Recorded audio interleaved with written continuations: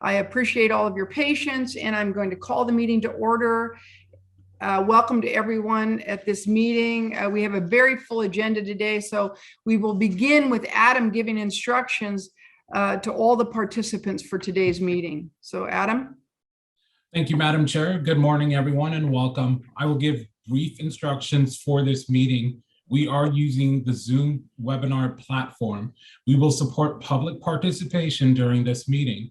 If you are connecting by phone, please be sure to mute your microphones or phone by dialing *6. When you are called upon to speak, please eliminate background noises before unmuting your microphone. If we missed you, please send a written comment to publiccomment@bscc.ca.gov. This email address is also available on our homepage as well. Board members, if you wish to make a comment on any of the agenda items, please use the raised hand feature on Zoom or physically raise your hand so we could see you. Members of the public, we will give the members of the public the opportunity to comment after each agenda item. Agenda item 6 is the opportunity for any member of the public to make a comment on any of the agenda items or other comments in general. You will have 2 minutes for your comment. Participants who wish to make a public comment, please email, again, publiccomment@bscc.ca.gov with your name and the agenda item you'd like to comment on. You could also use the raise hand feature on your Zoom application. If you are calling by phone, dial *9 to raise your hand. I will call out the phone number you dialed in with. Unmute your phone again by dialing *6. We will lower your hand once your name is received. Madam Chair, that concludes my instructions. Thank you, Adam. I think I see David actually almost getting some video going here. I do see that he's back on. David, can you hear us? I can hear you, and my video program has decided that this is the perfect morning to crash. So okay. I'm going to have to participate by audio, and I will be engaging on the special order of business. So I guess raise hand, I'll just shout out, or pardon my interruptions, or I'll try to use the raise hand feature. Sorry about that. That's all right. So, David, your camera is working, but it looks like there's a piece of paper covering part of your camera. There we go. We can see you perfectly. Oh my God, you're hired. Holy smoke. Okay. Okay, well, a low-tech solution if I ever saw one. Oh my gosh. And that, I'm sorry for you. That's very funny. That's hilarious. Good to see you, David. We needed that today. I don't know about anybody else. I needed that. So that was perfect. Perfect start. I think I just disqualified myself due to stupidity. But anyway, thank you. You know, it's all right. I always like to just look at everybody when I ask for them. I go, user error. And I'm glad. In the future, could you keep the paper out of the way of your computer? There, you've been chastised by the chair. Welcome, everybody, particularly David this morning. I'm going to begin with a little bit of easy subject matter in that I'm delighted to announce that Chief Mills was reappointed back to the board after a grueling interview. Okay, not so much, but we're super glad that you've been reappointed, and it's good to have you back, Chief Mills.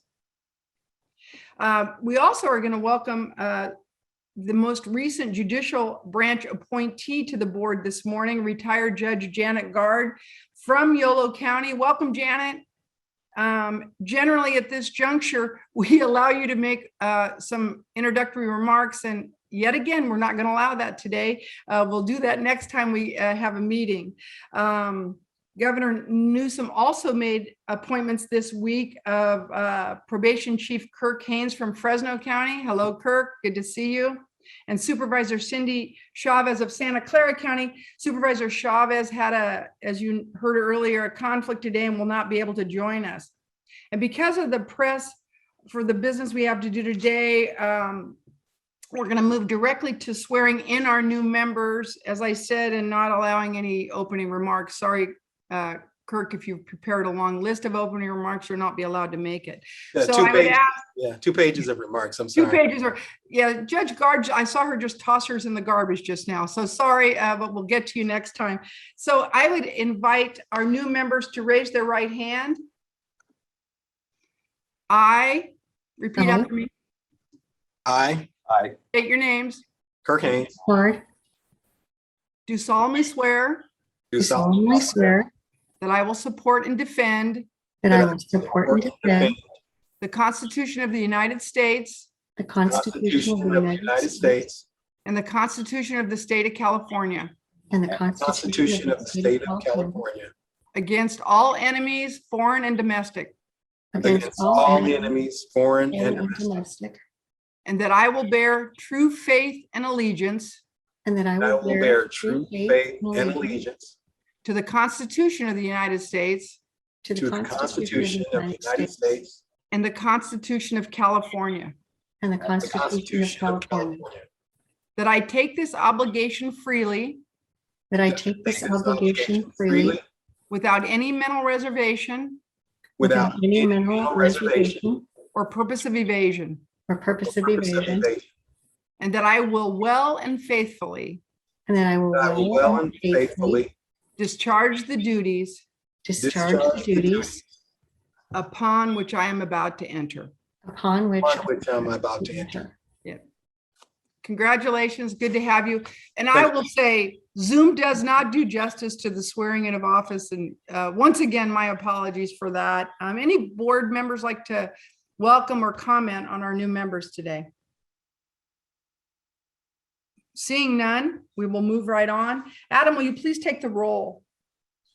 Chair Penner, Present? Miss Allison, Present. Mr. Vera Rosa, Present. Mr. Groden, I'm here. Mr. Haynes, Present, Miss Vernon, present Miss Guard, here, Mr. Mills, Present. Mr. Budnick. I believe he is here. Mr. Sorry, Stein, he just unmuted. Present. there he is. Thank you. Mr. Steinhardt, Here. Ms. Kumpion, Here. and Ms. Chavez is absent today. Madam Chair, we have a quorum.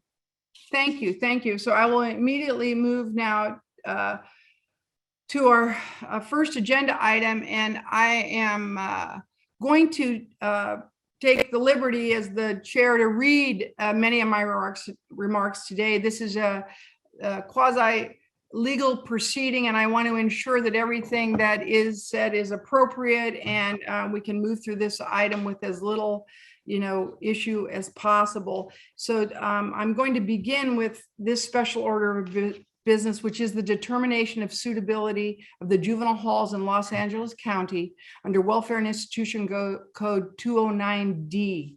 I would like to begin with these introductory remarks by welcoming Chief Adolfo Gonzalez. Chief Gonzalez, as the Chief Probation Officer, has been the Chief Probation Officer in Los Angeles County since January of 2021, and I'd like to thank him for being here and participating with us today. I note this timing of Chief Gonzalez's appointment at the onset because of the issues and concerns that we will be discussing predate Chief Gonzalez's tenure as chief. So Chief, I want to let you know at the outset that some of my initial comments are not directed at you.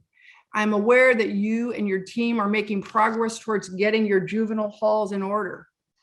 But I think it's safe to say that Los Angeles County Probation Department has been troubled for an extended period of time in respect to their juvenile halls. Back in 2001, the United States Department of Justice launched an investigation and concluded that the conditions and practices at the juvenile facilities violated the constitutional and statutory rights of juvenile residents in their facilities. These rights included medical and mental health care, sanitation, use of chemical spray, among other things. The investigation resulted in a settlement in 2004. In January of 2021, the California Department of Justice sued the County of Los Angeles over conditions in their juvenile halls, which alleged many other violations and resulted in a stipulated settlement and an ongoing monitoring that continues today. And now turning to the board's 2018-2020 inspection. When I look at the initial inspection report dated February 11th, 2021, I see, quite frankly, a shocking lack of compliance with the board's regulations across the county's juvenile facilities. I think the most troubling aspect of this inspection is that in the 2018 inspection is that the board prior to that went through a complete revision of juvenile regulations. And with that, I'd like to acknowledge Mr. Steinhardt's participation as co-chair of the executive steering committee that took on these revisions. Those regulations became effective in 2019. And by January of 2021, 2 years later, the County of Los Angeles still had not adopted the policies and procedures to reflect the numerous changes in those regulations. This simply is not acceptable. Per our regulations and statutes, the county was given 60 days to provide a corrective action plan and to fix these items of non-compliance. Following a 90-day period that the county still had to make the necessary changes to come into compliance with the board's regulations. And that's why we're here today. Of course, over the course of the last couple of years, we have had numerous public discussions about the limits on the authority of the board in terms of enforcing its regulations. As we've discussed, the board does not have enforcement authority over adult detention facilities. To address those concerns, we have rolled out a new enhanced inspection program on which we will get an update later today. It is gratifying that our request for increased staffing to conduct additional inspections in both adult and juvenile facilities was approved by the legislature and the governor, and some of these inspections will now be unannounced. I would also note that one of the improvements we have made under our enhanced inspection process is the increased frequency of inspections to annually rather than over a 2-year period. In the future, there will be a shorter time period which the board would have to become aware of a county's lack of compliance with our new regulations.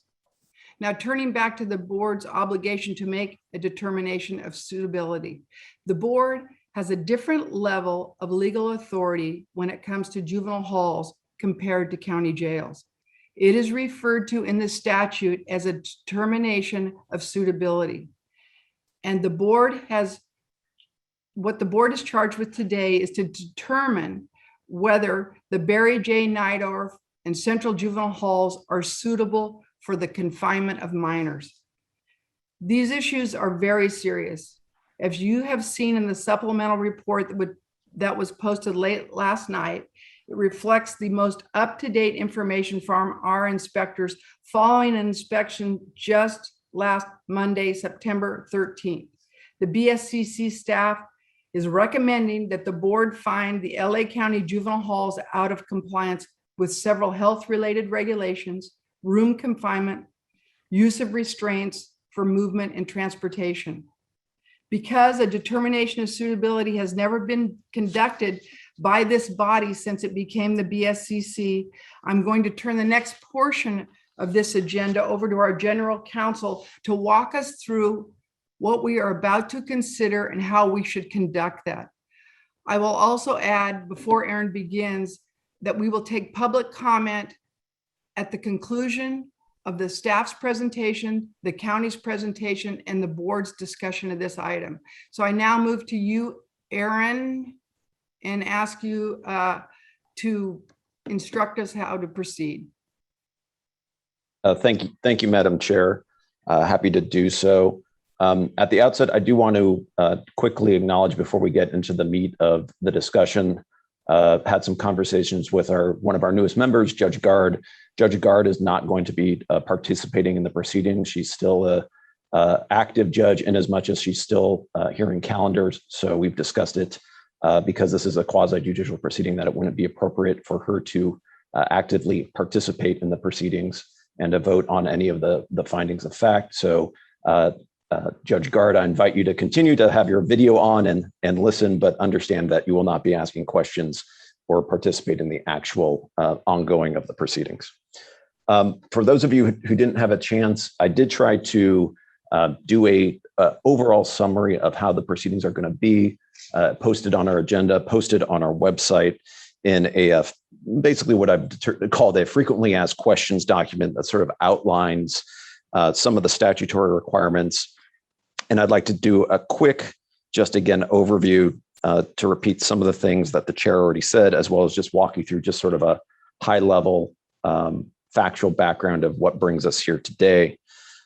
As mentioned, the VSCC establishes the minimum standards for juvenile halls and camps, and we conduct biannual inspections of those facilities pursuant to the Welfare and Institutions Code.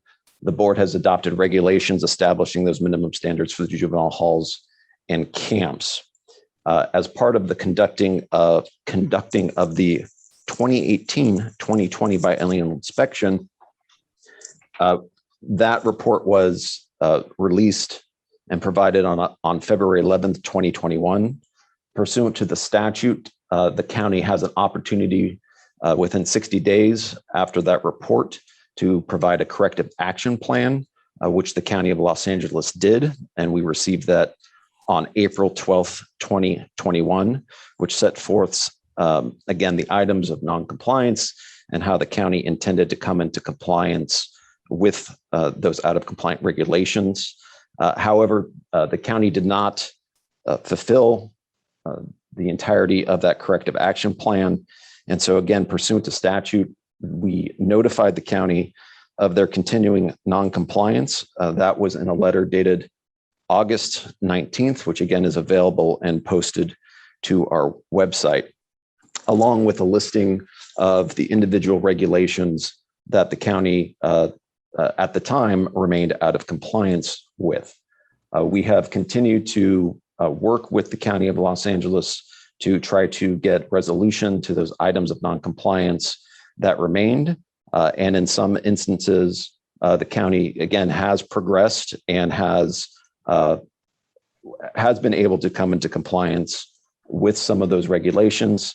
We're going to turn it over to Deputy Director Allison Ganter in just a little bit to walk us through the status of each of those individual regulations. So the question, again, as Chair Pender said, was, again, what are we doing and what is the board's obligation with this proceeding? The board is obligated statutorily to make a determination of suitability once the county failed to address the items of noncompliance following 90 days and following our notice in statute, it says at our next scheduled board meeting. This was the next scheduled board meeting following that notice, which is why we're here today. The definition of what makes a county facility suitable or not suitable for the confinement of minors is also set forth in the Welfare and Institutions Code. And a facility is considered unsuitable for the confinement of minors if it is not in compliance with one or more of the minimum standards for juvenile facilities. And then what happens if the board finds a facility unsuitable? Again, determining on the outcome of today's proceedings, and we can discuss several of the options as we go along. But if a county is found not suitable, the obligation for the board is to give notice to anyone who has the authority and is responsible for the confinement of the minors. So we would include Chief Gonzalez, the Board of Supervisors, and the courts in Los Angeles with that notice. And after a period of 60 days, the facility is not to be used for the confinement of minors after that point. I'm going to pause there just briefly and see if there's any questions from the board just on those very, very early introduction summary of what the statutory obligation is. Thank you, Aaron. We've given you a great deal of information. I know that staff, Katie, Aaron, and myself have been processing this for weeks now, frankly, weekends and nights. And so please, please, please feel free to ask any questions that you have at this juncture.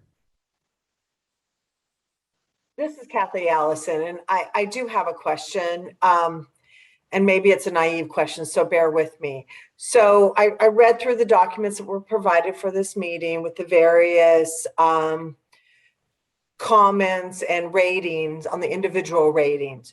So it's a lot of information to take on. And I guess there were a few areas out of compliance, and I saw that, but when you look at overall percentage, is there an ability to look at the overall compliance rate versus all or nothing? And, it just seemed extremely rigid to me, too restrictive. That's just my personal opinion as somebody who, does this every day. And so I just was a little concerned if the regulations in and of themselves are too restrictive to get us to this point. Yeah, and I don't find that to be a naive question. I think it's a good question. I can begin by saying that, we are governed by a statute that is extremely rigid. And I'm going to ask Aaron to expand on that. Obviously, there were areas of non-compliance. This is an instant where you have to get 100% on this test. I think that's the most common concern that we have with the statute. Aaron, you want to go ahead and expand a little more, at least in your legal terms versus my colloquial ones? Yeah, I will confuse the issue by throwing some legalese at it, but yeah, you summed it up exactly correct, Chair Penner, which is the statute doesn't give much flexibility. It turns on suitability. The question is one or more being out of compliance with one or more minimum standards. What I sort of heard you suggesting, Secretary Allison, is, is there some gradation to that? Could you use a standard of sort of what I was hearing, sort of substantial compliance that, again, for the sort of lay understanding of what you would say as a facility is or is not suitable might be a different question and answer than the narrow question which we have to ask, which is, are they in or out of compliance with one or more of our regulations? And I'd be happy to acknowledge that those things don't seem to line up correctly, at least in my legal opinion of you could be out of compliance with one regulation that is extremely, doesn't relate at all to the health and safety of what is going on in the facility. And yet technically they would be deemed unsuitable as a matter of law within the meaning of the statute. So it is, I'll just leave it at that, but that is sort of the question that we're dealing with, at least individually right now, is to determine whether or not the county is or is not in compliance with one or more of the regulations. And then we can sort of discuss, for lack of a better term, remedies or options as to what the board should do after that. In terms of either, and again, the severity of the regulations and other things might change the conversation a little bit as well. But the limitations of the statute are the board is charged with making a determination of suitability. Again, having the county fail to correct those instances after a period of 90 days. And then the statute provides, as a matter of law, that the determination is that they are not suitable. So that is what we're sort of left with. And I see, I'll send it back to the chair. Yeah, we have a number of comments and questions, which I very much appreciate. I see Norma, Andy, Dean, and Guillermo. So let's begin with Norma.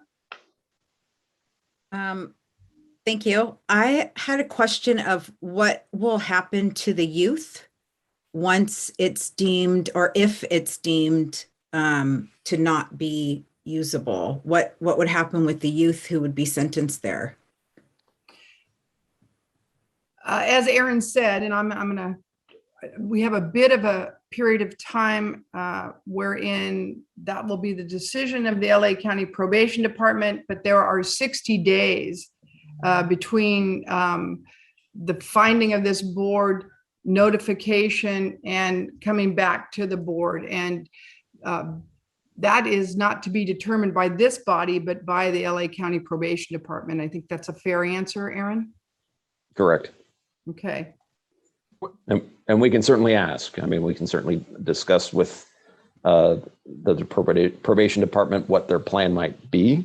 And there are also some other considerations, again, if there's movement within the county, again, hypothetically, and again, I don't want to jump ahead. Yeah, I would prefer holding in abeyance the questions to LA County Probation Department specifically, because we haven't gotten to that juncture. We haven't gotten to that point. Is that all right with you, Norma? Yep, thank you. Okay, okay. Andy? So just a couple of questions.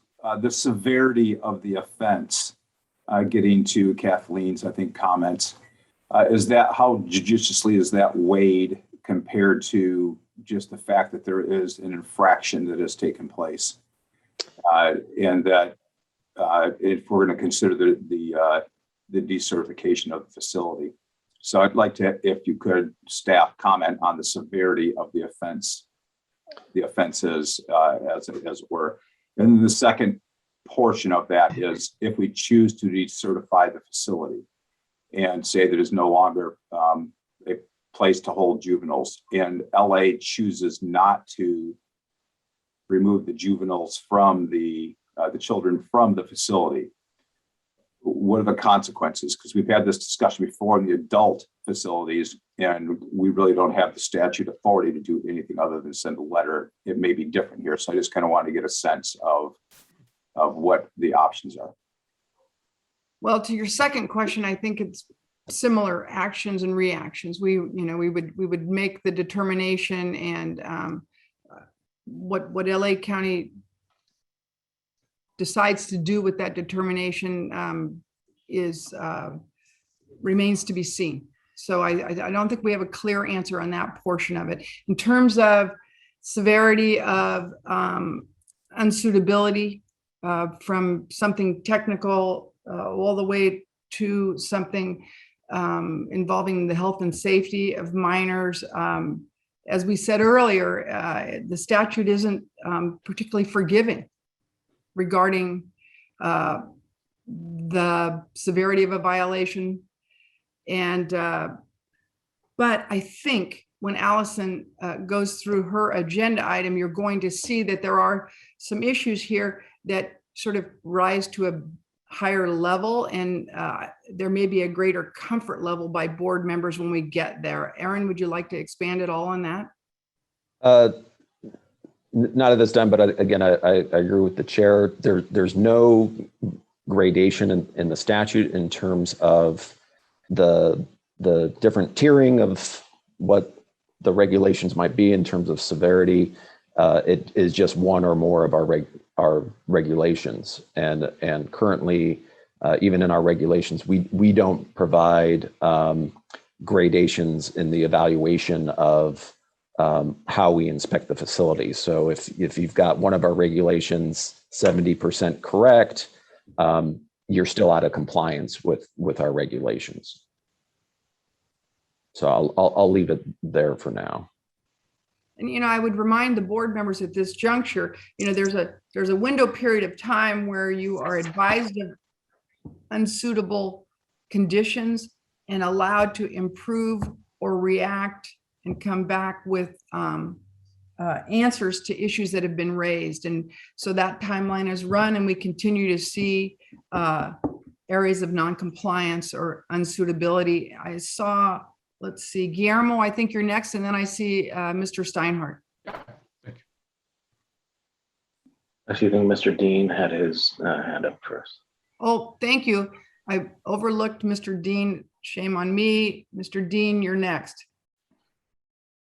All right, I guess mine is a procedural question. So the chair mentioned that Allison will be going through each regulation where there's been a deficiency.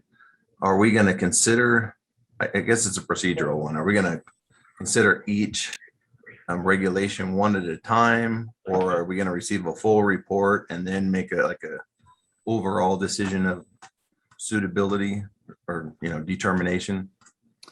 I think you're going to be advised of all of the issues in the hall, and then there will be a cumulative consideration of the recommendation by staff.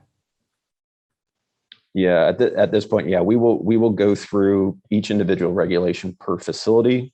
I think we'll probably take a pause between each facility, Barry J. Nydorf and Central. And I think we're not going to pause to vote on each regulation, but I think there'll be a cumulative staff recommendation at the end in terms of which regulations we would recommend finding compliance versus non-compliance.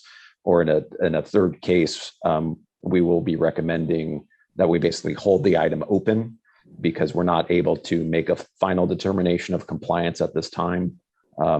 And we'll discuss the reasons why that will be when we get to the substance of those individual regulations. All right, thank you. Guillermo.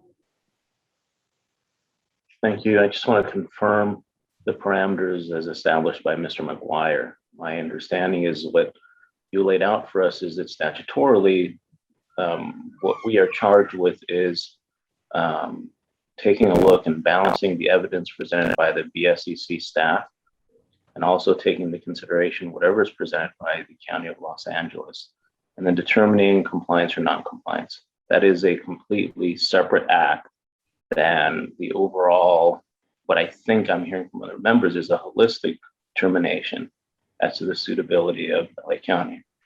They seem like two different things, and that the statute drives, once we do the fact finding, that in turn determines whether they're, that compliance or non-compliance. But it still seems like, depending on what occurs there, then the board has to make a secondary decision, which is what the next action is.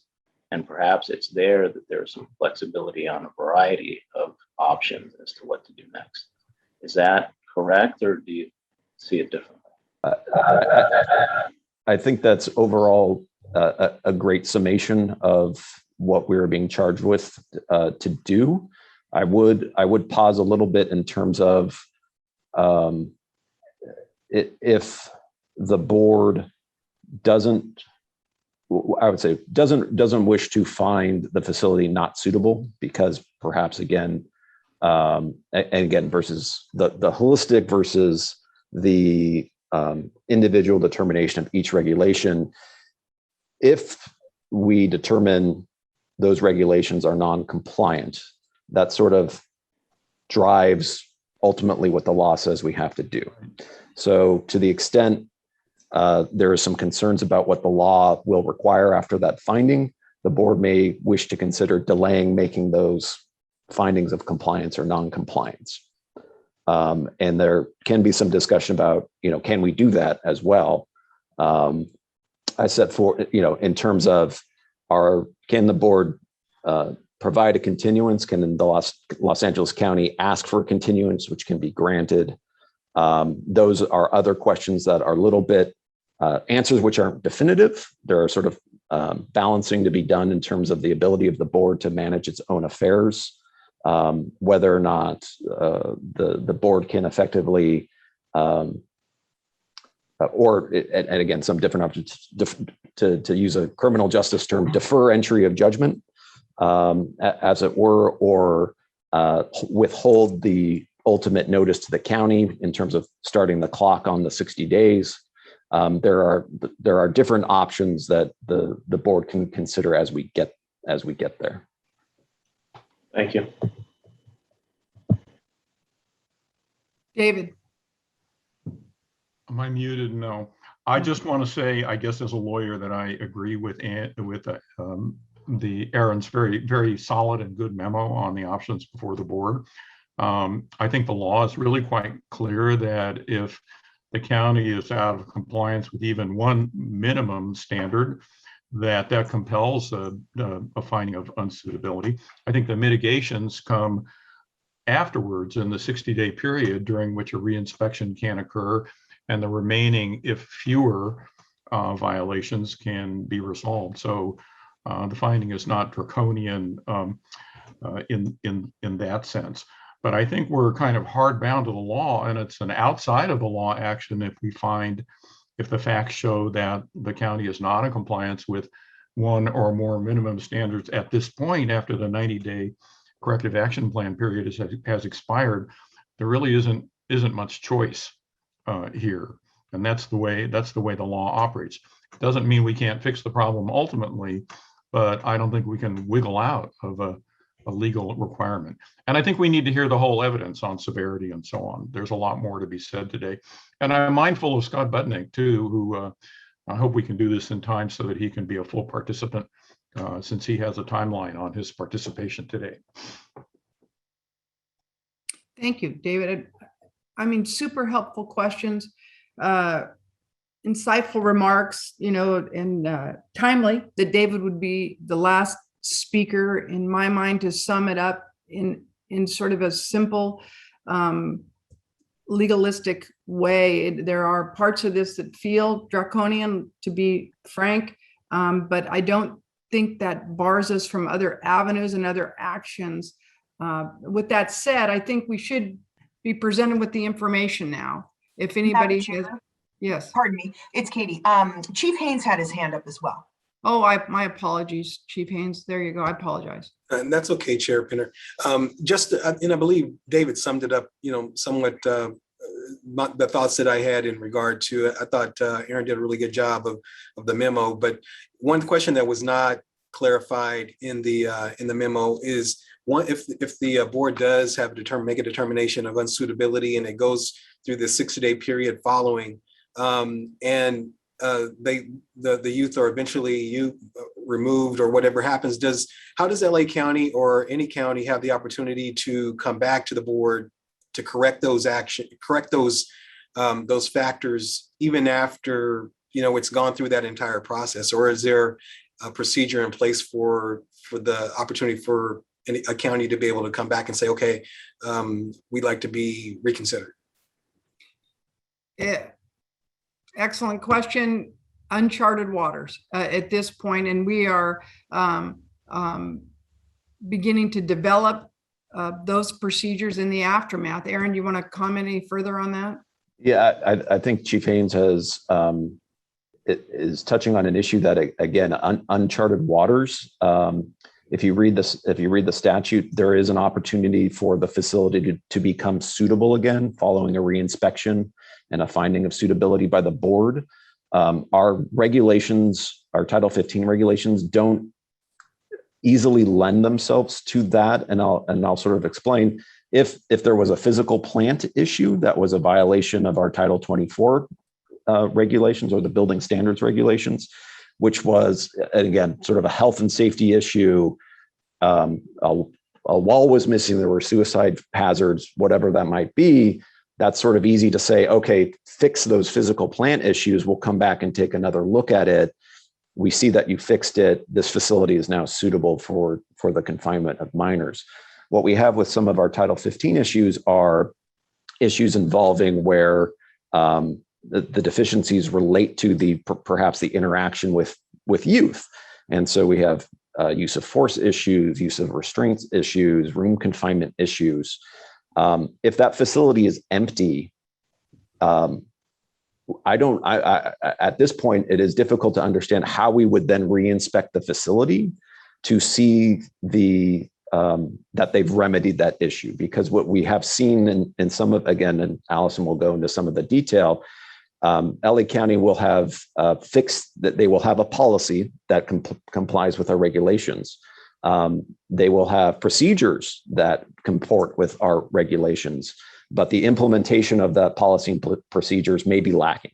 So it might be a training issue with the employees, or it might be paperwork that's not being filled out correctly, but they have the policies and procedures in place theoretically to be in compliance with our Title 15 facilities. If theoretically the youth are removed, how does the county then demonstrate they're now in compliance without the youth to be there to determine the implementation of the policies? I'll just say again, not clear at this point. And that is many, many steps and many potential months ahead of questions for us to answer. But I think it's important to keep an eye on and to discuss. I agree. And I think also of note, hypothetical, but the board needs to be aware of some of the tools in their toolbox, that if we do come to adopt recommendations today that require action within 60 days, the board, we can embed a field rep in that facility to ensure that we're moving forward, and that there is a daily check-in to give all of us, what confidence we might need to adopt a recommendation that they're in compliance after 60 days. And even after that period of time, it may be that somebody from our staff resides in LA County Juvenile Hall until we have enough of a positive track record to ensure that we can be confident moving forward. So there are alternatives here. I think we need to get to decisions, evidence, decisions, and consideration of those at this point. Anything, Aaron, before we move on?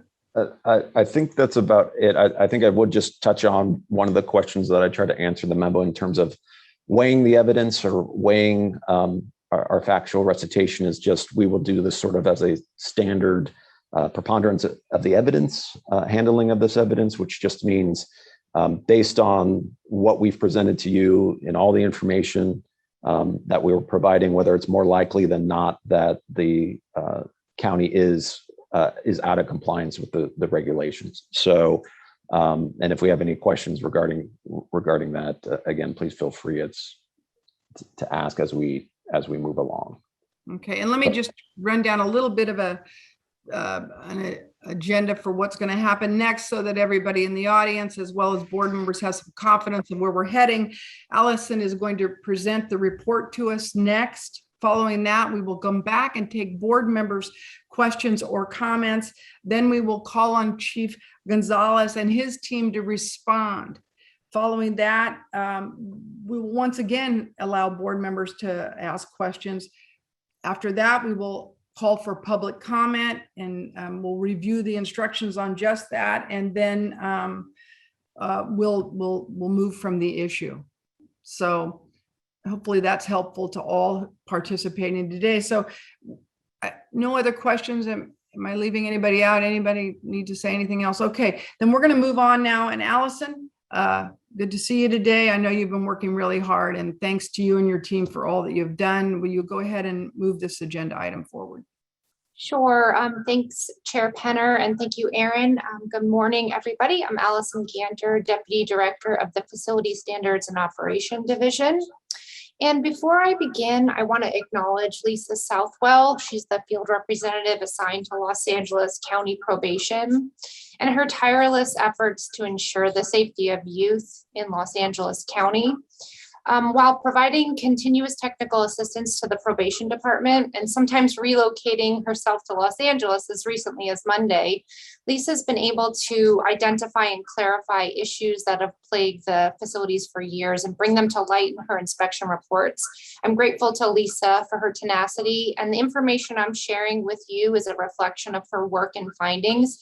Today, I'm simply a messenger. Thank you, Lisa. Hold on one second. I'm having some audio issues. Please hold one. Well, if we didn't have audio issues, we wouldn't have any issues today. It's a little bit choppy there, Allison. Okay. How's that? One more second. Okay.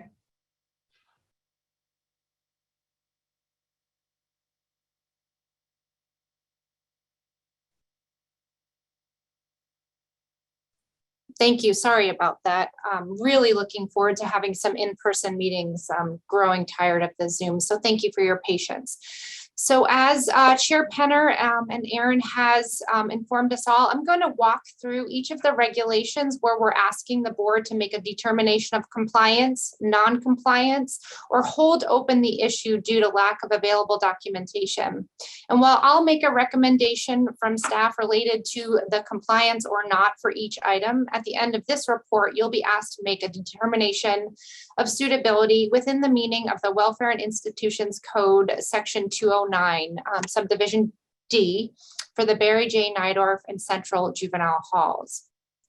I'll be following the outline of the supplemental report so that you may all follow along. And for reference, in the supplemental report, what you'll see for each item is the title of the regulation and the text of the section where non-compliance was found in the original inspection report, initial information related to the initial item of non-compliance, information required for BSCC staff to determine compliance, summary of the county's response, findings from our supplemental inspection on Monday, September 13th, and staff's recommendation for compliance or non-compliance, or a recommendation to hold that item open.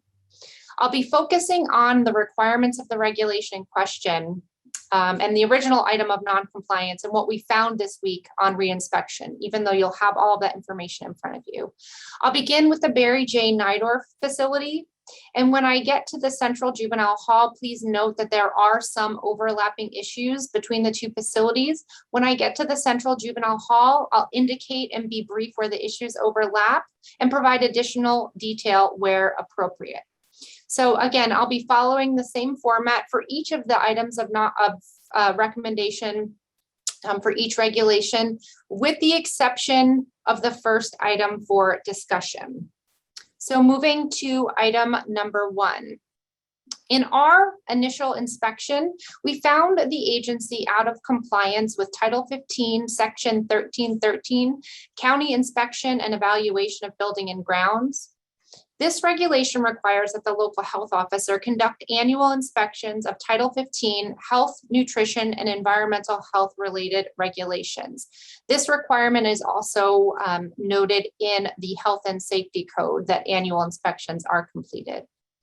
Our initial inspection report noted the agency is out of compliance for not having current reports. And specifically, we noted that they had items of non-compliance noted by the health officer that had not been corrected, and we did not at that time have a current local health inspection report.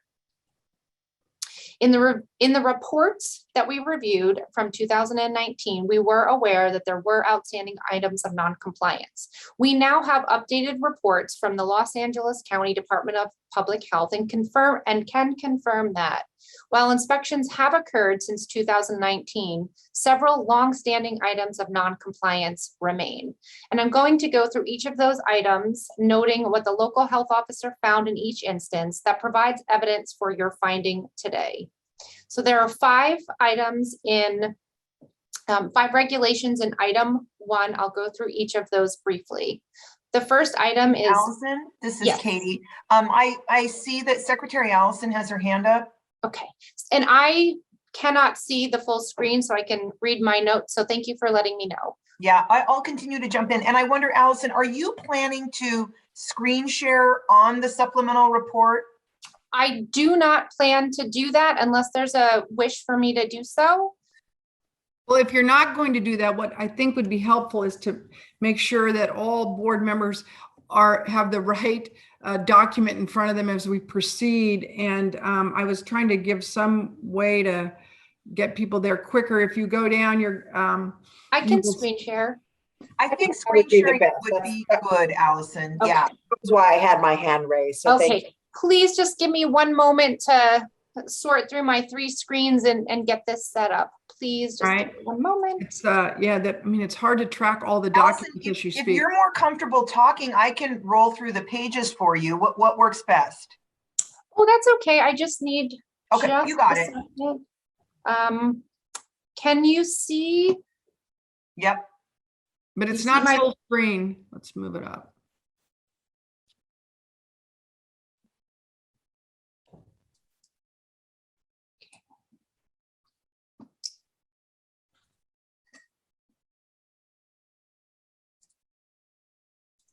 Are we going to be using the summary document that Adam sent us last night, or a different document? Yes, that's the document I'm referring to. Let me just get my screen share up. Yeah, it's the one, Kathy, that's the subject line is supplemental report 9/15/21. There we go. So you should all be able to see that on the screen. I apologize. of course, in my notes, I'm thinking that everybody is looking what I'm looking at. So hopefully everybody can see that, and I'll try to scroll along. Allison? Yes. In the bottom right-hand corner, can you click the little X next to show all? Thank you. Okay, that should be good. So we're on item 1.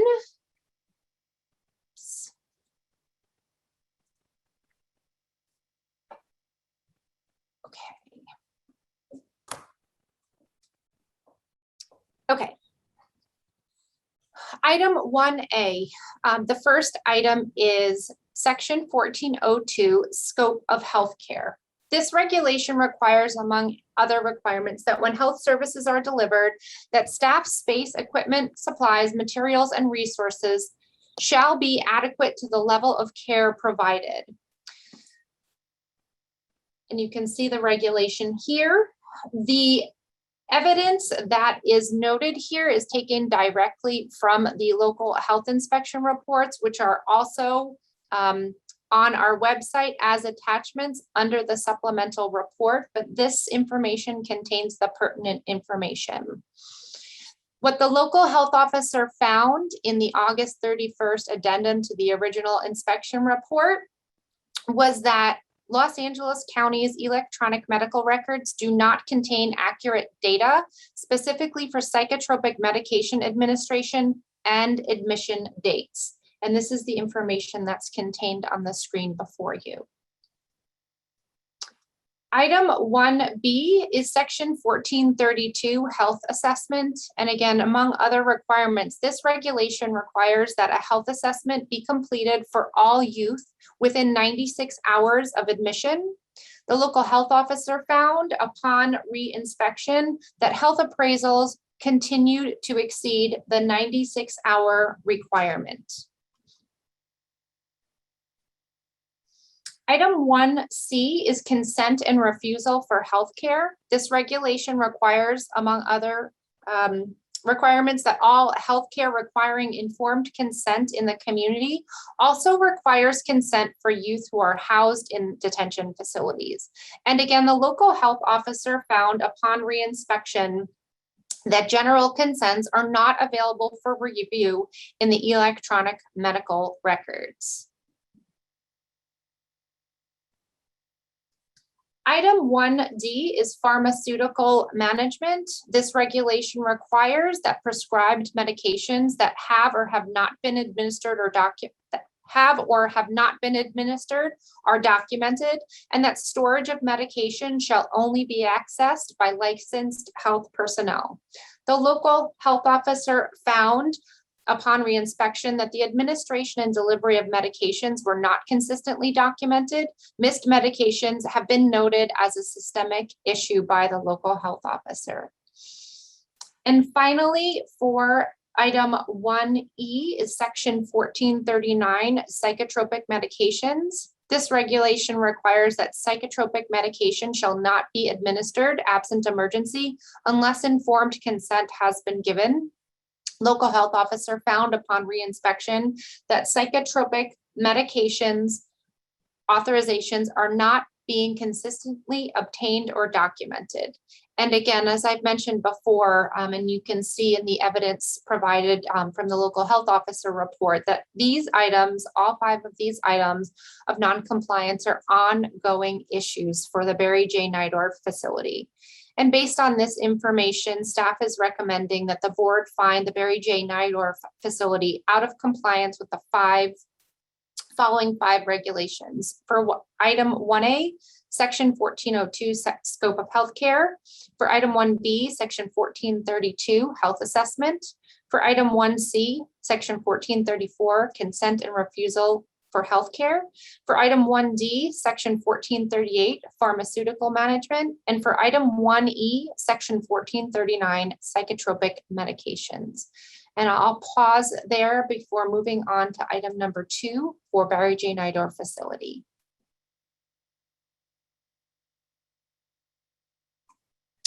Secretary Allison, Chair Penner, is it okay if I call for questions or from board members? Secretary Allison. Yes, a little question as it relates to reviewed a small sampling of medical records due to time constraints. I saw that frequently in the items. My question is, that's vague and it doesn't give me context as far as percentage of sampling to make sure that we have a represented sample. For example, if you have 100 cases, you know, what would be the percentage that you actually reviewed? Is there a way to quantify that? So this is based on what the inspector for the Los Angeles County Department of Health came back upon reinspection and found in their sampling. Lisa Southwell is also on here. Do you want to clarify that, Lisa? Sure. You're on mute.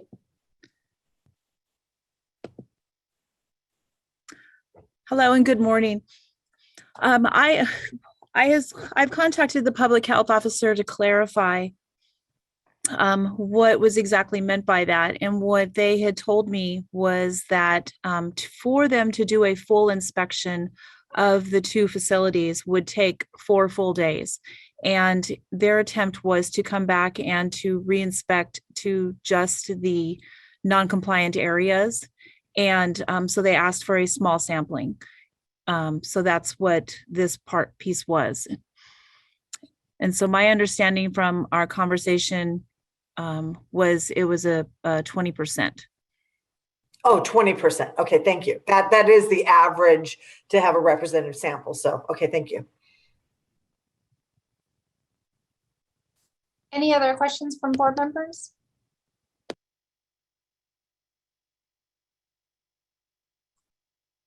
Thank you, Lisa. I'll move on to item number 2 for Barry J. Nydorf facility.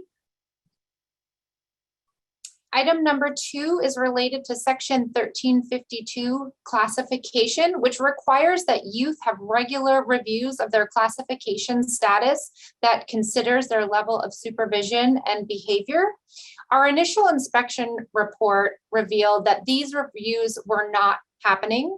And during our reinspection on Monday, where we reviewed classification paperwork from August 23rd through September 10th, we were able to confirm that these reviews are occurring.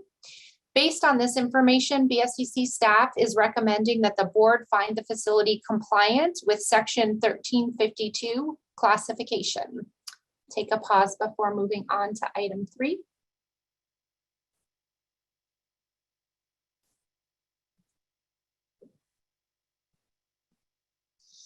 Item number 3 for the Barry J. Nydorf facility is section 1053 orientation, which requires that youth receive orientation prior to being placed in a housing unit. Our initial inspection revealed that youth were not being oriented before they were placed in a living unit. During our reinspection on Monday, we reviewed admission and orientation documentation from August 20th through September 10th, and we were able to verify that youth are receiving orientation prior to housing. BSCC staff also interviewed youth who confirmed that this practice was indeed occurring. Based on this, BSCC staff recommends that the board find the facility compliant with section 1353 orientation.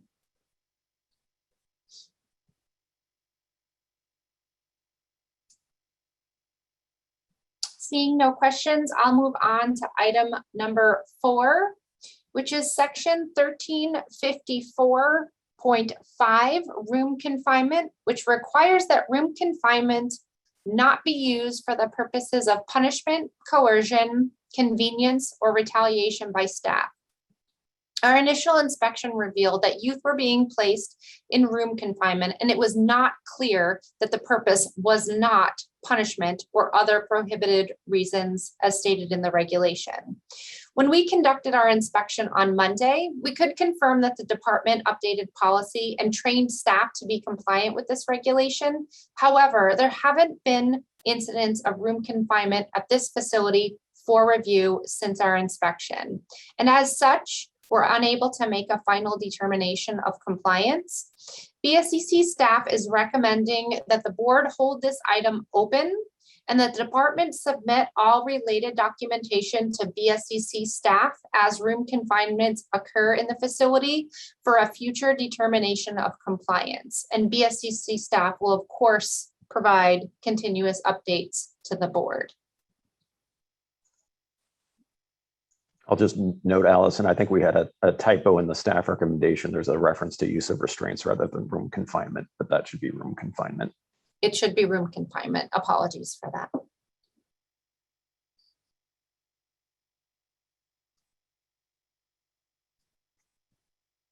Moving on to item number 5, section 1355, institutional assessment and plan, which requires that an assessment and plan be conducted for youth and include youth's risk factors, needs and strengths, and a plan for meeting the objectives outlined in the plan.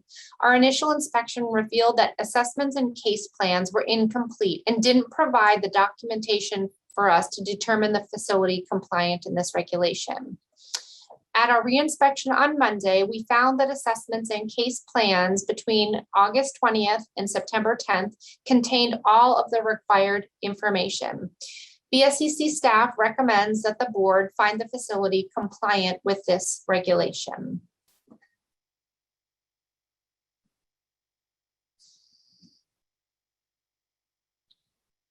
Moving on to item number 6, use of physical restraints. This regulation requires several requirements, among them that a medical consult is obtained within 4 hours of placement in restraints, and that safety checks are completed through direct visual observation every 15 minutes at a minimum. While the department was out of compliance with these requirements in the initial inspection, BSCC staff confirmed upon reinspection on Monday that the policy has been updated and staff have been trained to be compliant with this regulation. However, there have not been uses of restraints at the Barry J. Nidor facility since May of 2021. So due to the lack of documentation, BSCC staff recommends that this item be held open and that the department submit all related documentation to BSCC staff as they occur for a future determination of compliance.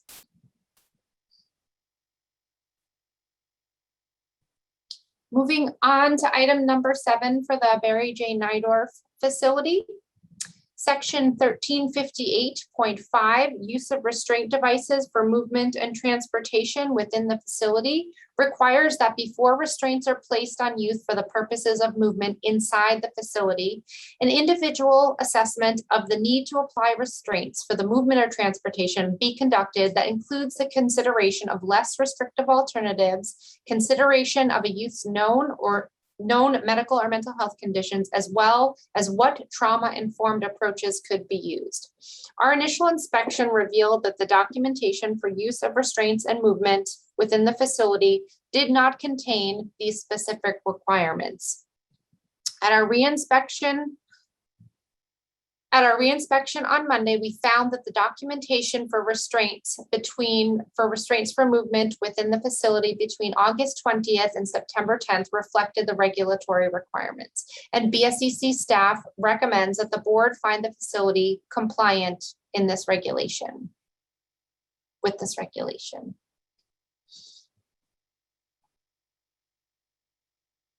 And finally, for the Barry J. Nidor facility, item number 8, section 1371, programs, recreation, and exercise, requires at least 1 hour of daily programming that includes at a minimum trauma-focused, cognitive, evidence-based, and best practice interventions.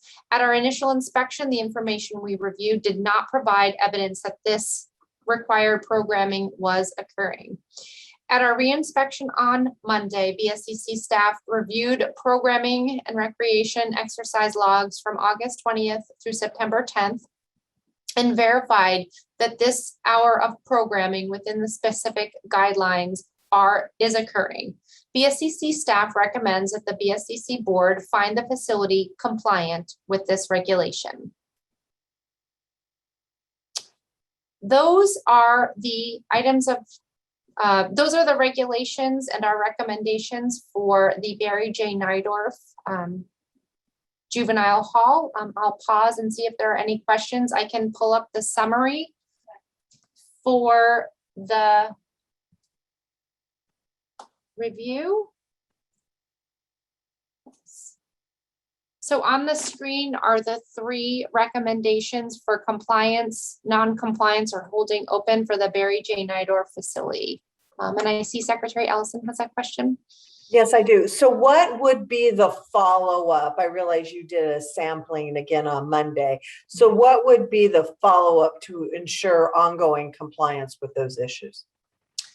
So we are thinking about requiring that the agency submit each instance of those 2 hold open items. So any instance of a use of restraint and any instance of room confinement be submitted to us in real time as they occur, so we can make a determination of compliance as they come in. Thank you.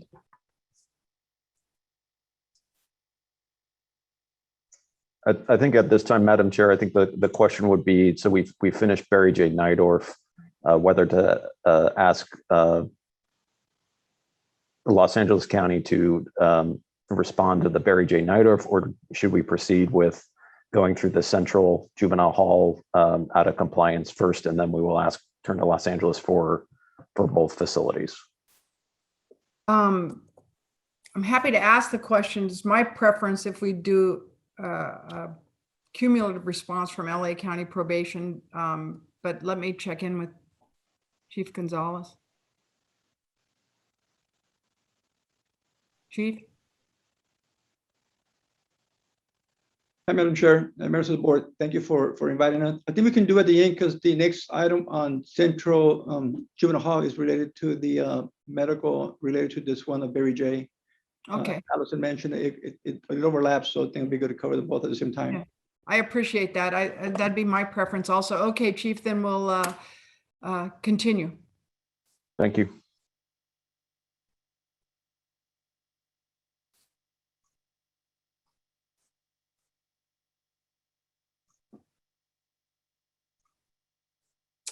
Just for the record, Scott Budnick, I think, is in and has gotten to a computer, so he is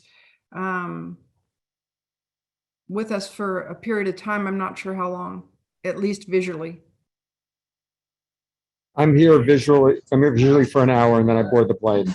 Okay, great. Okay, so I will go through the items for the Central Juvenile Hall. And as I mentioned, many of the items are similar, so I'll provide a brief summary where appropriate and refer to the findings at Barry J. Nydorf. And again, where necessary, I'll go into detail where there are differences.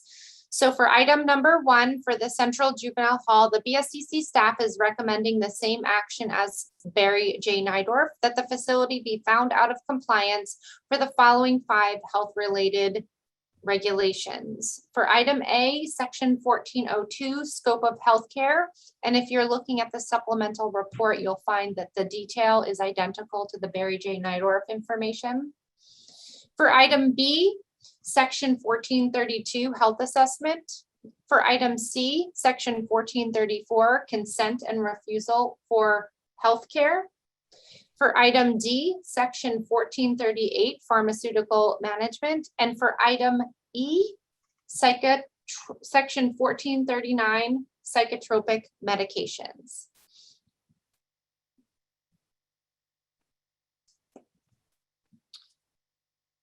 The next item, number 2, is different from item found at Barry J. Nydorf Juvenile Hall, and that item is section 1321 staffing, which requires that in addition to a 1 to 10 and 1 to 30 staff to youth ratio at a juvenile hall, that the juvenile hall must have an adequate number of personnel sufficient to carry out the overall facility operation and its programming to provide for the safety and security of youth and staff and meet established standards and regulations.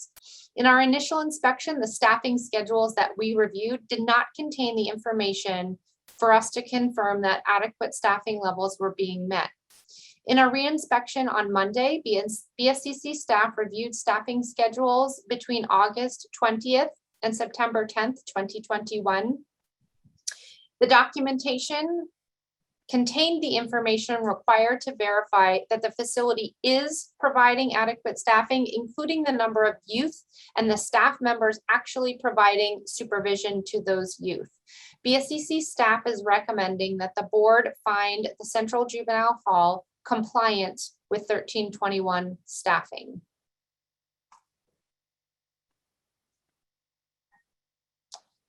Seeing no questions, I'll move on to item number 3, which is section 1352 classification.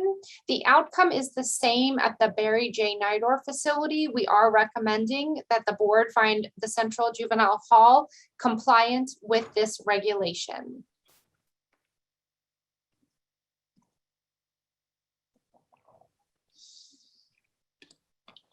Item number 4 for the Central Juvenile Hall is 1354.5 room confinement. Varies slightly from the Barry J. Nidorf outcomes.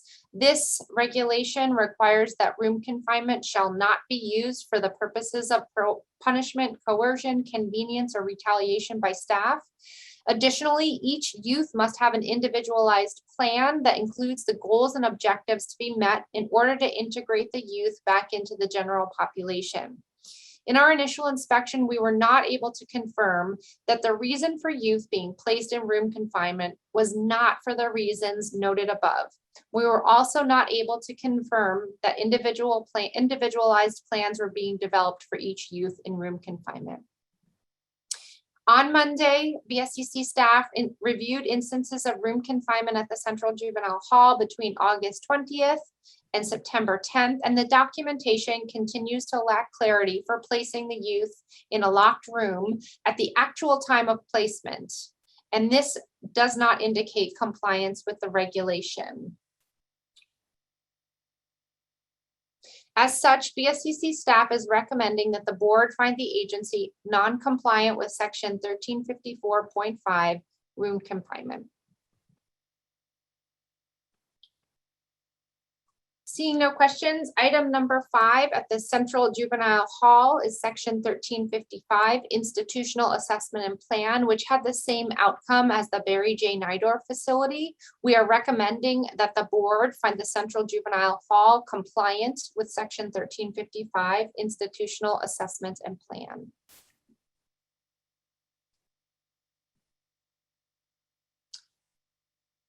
Seeing no questions, item number 6, 1358.5, use of restraint devices for movement and transportation within the facility.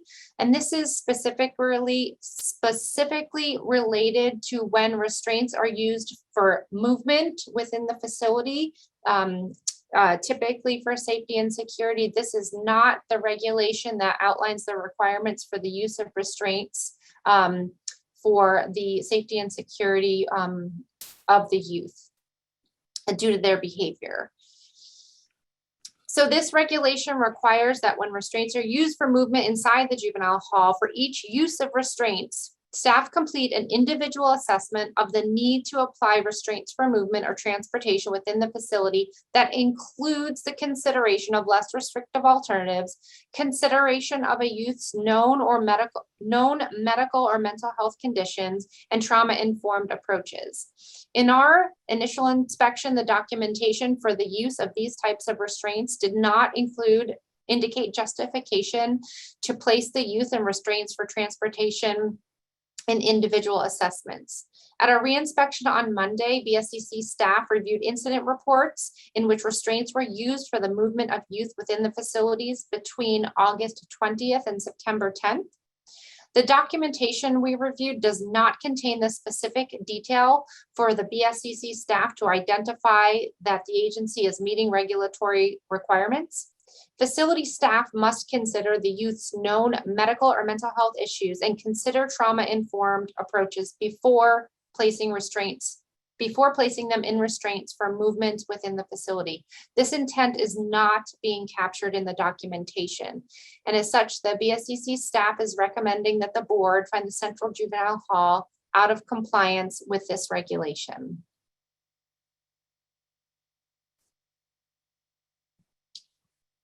And finally, item number 7 at the Central Juvenile Hall is section 1371, programs, recreation, and exercise.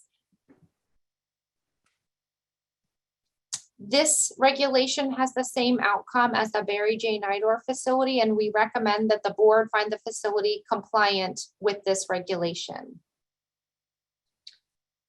So I will pull up the summary of the recommendations that the board staff is making and their requested action for the board. Again, finding the Los Angeles County Department of Probation Barry J. Nidor facility compliant with the following regulations: 1352 classification, 1353 orientation, 1355 institutional assessment and plan, 1358.5 use of restraint devices for movement and transportation within the facility, 1371 programs, recreation, exercise. We recommend that the board hold open 2 regulations at the Barry J. Nidor facility: 1354.5 room confinement and 1358 use of restraint, physical restraints. Again, this was due to us not being able to verify compliance because these incidents had not occurred at the facility. We had no documentation to review upon correction of policies and procedures and retraining of staff. And finally, finding the Los Angeles County Department of Probation Barry J. Nidor facility non-compliant with the following regulations: 1402 scope of healthcare, 1432 health assessment, 1434 consent and refusal for healthcare, 1438 pharmaceutical management, and 1439 psychotropic medications. And I can go through the same for the Central Juvenile Hall. We're recommending compliance with the following regulation: 1321 staffing, 1352 classification, 1355 institutional assessment and plan, 1371 programs, recreation, exercise, and non-compliant with the following regulations. The same regulations as identified in the health-related regulations, in addition to 1354.5 room confinement and 1358.5 use of restraint devices for movement and transportation within the facility.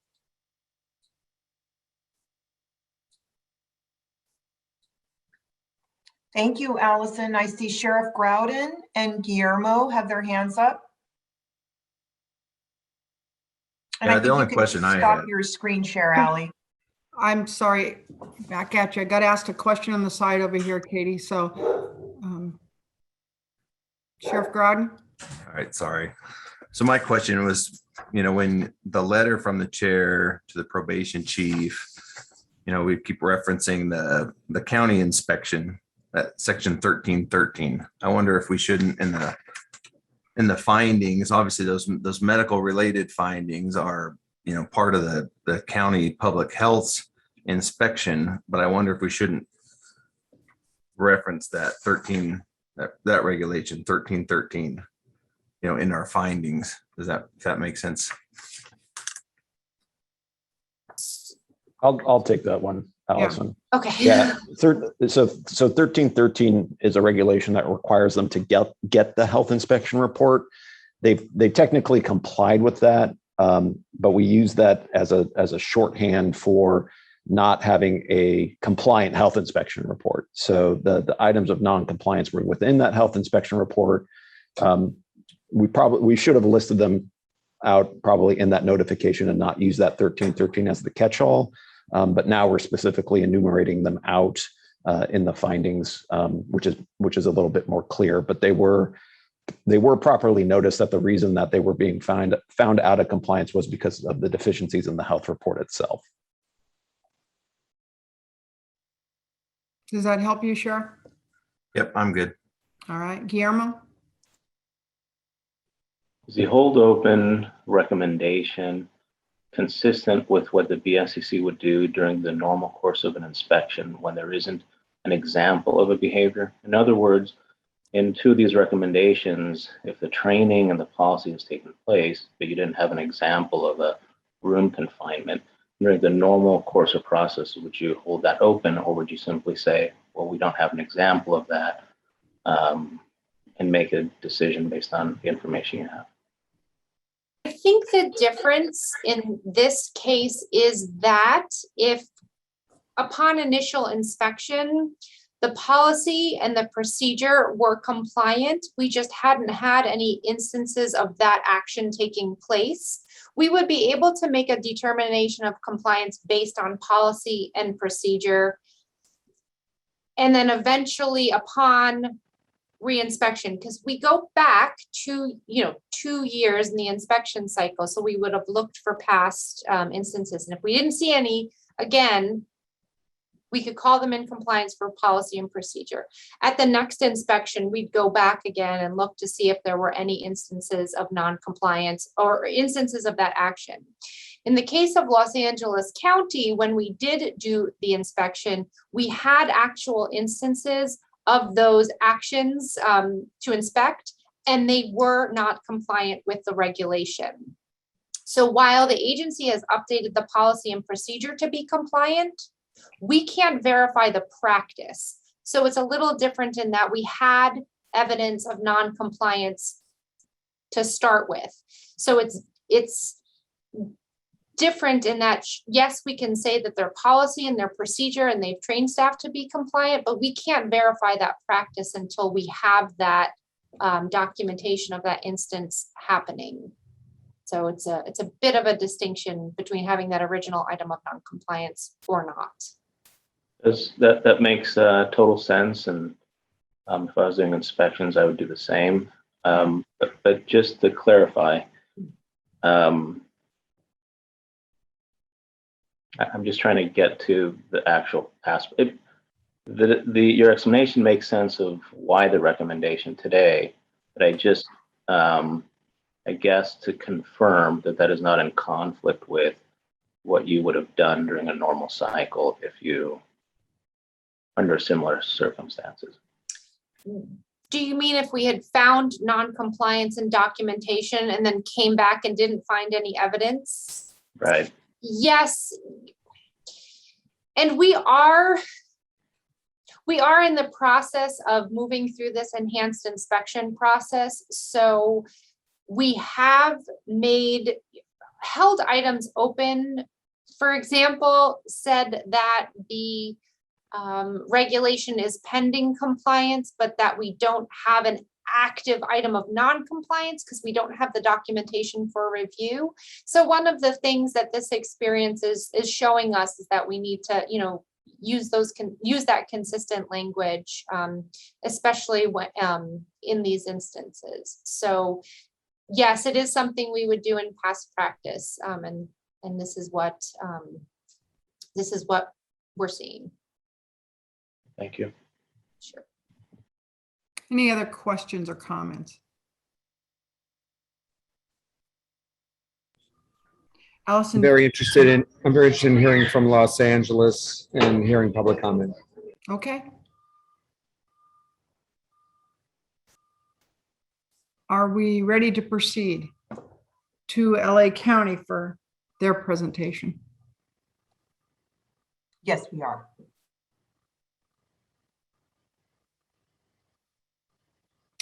I'm looking for LA County here and I'm not seeing them on the panel.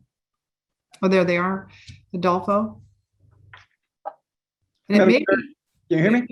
Yes, just quickly, should be, if people would like to go full screen, Adolfo is a long way away. I'm not sure that might help some of you to sort of take in the information he's going to share with us now. He's a distance from us. With that, Sean, I think there we go. Thank you very much. Go ahead, Chief. Again, thank you, Madam Chair, members of the board, for having us here today. Just to clarify the record, I didn't start January 1st. I started February 1st for the record. Okay. I did come from San Diego Probation Department, and I'm relatively new in Los Angeles, so I'm doing the best I can to learn the systems here. But also the city was over 10 million residents compared to 3 million in San Diego. I appreciate Lisa Southwell's inspections. Not only did she come out once, she came out several times, and she was very thorough. And I appreciate her diligence and hard work on this matter. Having said that, If you want me to proceed, I can go through each of the items that we talked about, the ones that are out of compliance. For example, start off with the 1313 section, which kind of covers both Berry J and Central. And this is our county partners. I reached out to them last night and this morning to learn a little bit more about where they're at, and I got some information from our staff as well. I have my staff here have with me as a means of introduction, Chief Deputy Adam Bettino, Deputy Director of our juvenile institutions and residential treatments, Delilah Alcantara. I have from Barry J. Nordoff, Superintendent Scott Saunders. Also have with us Central Juvenile Hall Superintendent Alex Nieto, and the Bureau Chief from institutions, Mark Garcia, and our consultant, Jose Villa. So if you have any questions, I'll refer to them to assist us in the presentation. I don't have a formal presentation like you saw on the screen, so I will not be sharing my screen. I'm just going to go down the items as you have on your outline. On the first one with the 1313 section, we know that the public health inspector normally comes out to inspect in the time frame around January, March time period. But we asked her to come back again because a lot of the items were not, as it was mentioned earlier by Ms. Penner, that it was a small sample, 20% sample that she reviewed because of her time constraints. She didn't have 4 hours to give us at the time. And what I'm being told is that the items that were not in compliance, it gets 1402, the interface between the probation and the medical records regarding the admission date of the youth being brought into the locations has been updated, and the inspector had cleared that, but will not reflect that into her next inspection. And also ensuring that the medical consent forms are current and uploaded. Like I said earlier, she reviewed 20% sample. 20% that she reviewed were found in compliant, but she indicated that she wanted to review a larger sample. She did not have enough time, as she mentioned earlier, because she normally would take four days, and she only had not even half a day. But this item, I think, will be clear at her next inspection. Our thanks to a partnership that we have, I think we can call the public health official to come back once all these items are addressed, probably in the next 30 days, to come back and clear those up for the 1313 section. And I'll continue with the other sections going forward. I think they're all kind of related. Probation is working with what we call juvenile court and health services. That's another county department that deals with health services. So they can conduct full medical assessments within the 96 hours. What was happening in the past, as you recall, 2020 when COVID hit, we were all new to this. We didn't know how to approach this. So our medical staff was not really going into the facilities, into the quarantine units to conduct those assessments. And that was setting us back, because the time starts for the 96 hours when the youth is brought into the facility. We have met with them, stressed the importance of those medical assessments to the point that we're providing Wi-Fi connectivity, even a laptop, so that the nurses can go in there and do their assessments of every youth that comes in, so they're properly assessed within those 96 hours. I'm told that we're doing the connectivity testing, and we hope to have all that access points completed by October 15th.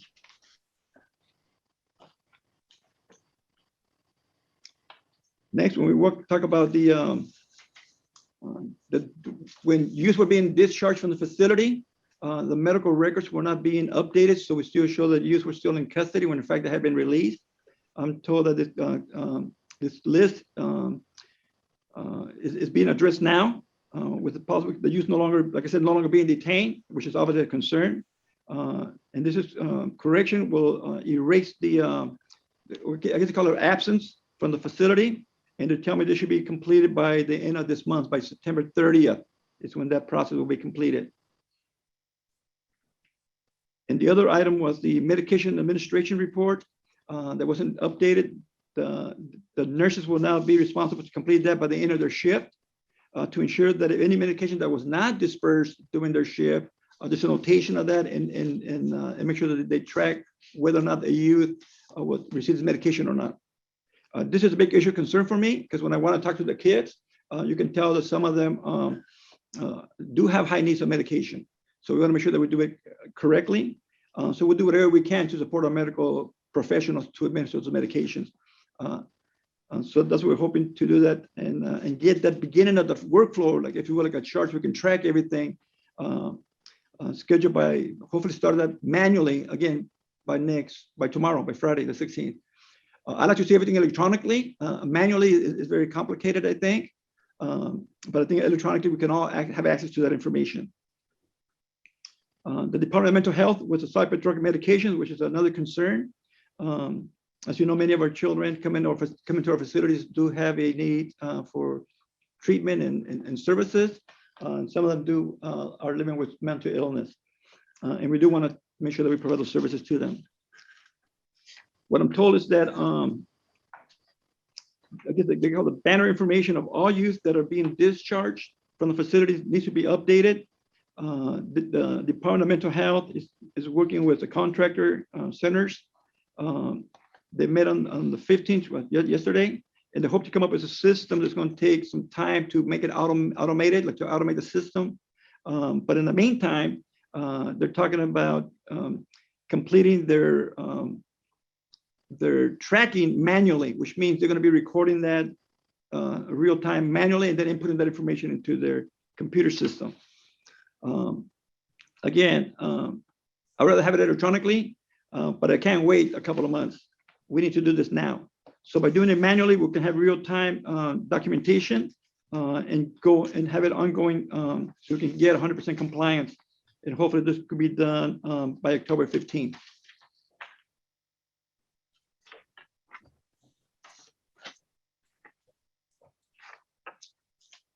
And you heard about Barry J, the 2 items are on hold. And I want to thank Mr. Saunders for doing a great job over there at Barry J. And also want to thank our anti-recidivism coalition that come and work with us and help us in the institutions with our young people. And I think that's perhaps what you're seeing, that we're not having the issues that you see in Central with room confinement, high numbers, or restraining and transporting our young people.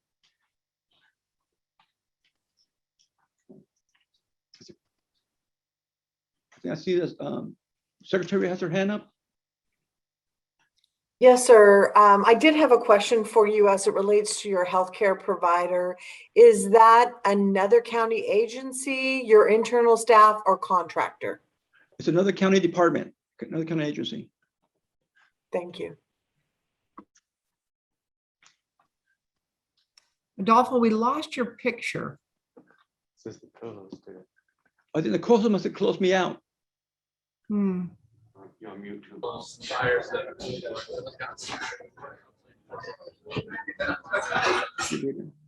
Somebody click that. You have the mouse. Let me try clicking my own mouse over here. All right. How's that? There you are. Thanks. So, Chair, can I ask a question? Yeah, Scott Budnick would like to be recognized. My question is, if it's an outside healthcare agency, such as at Barry J. Nighthawk Juvenile Hall, that are responsible for the areas that are completely not in compliant, are they here with us on the Zoom today? I don't. No, they're not.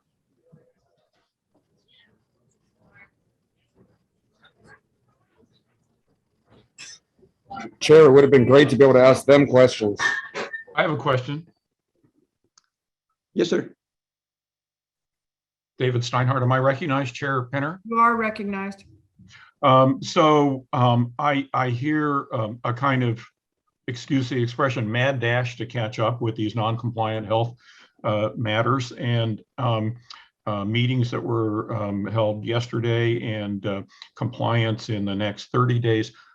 My question is, given the 60-day first notice period and the 90-day corrective action plan period where these deficiencies were noted, why wasn't progress made then? Why are we pushed to this kind of awful moment where we have to follow the law in a negative way when this could have been done earlier.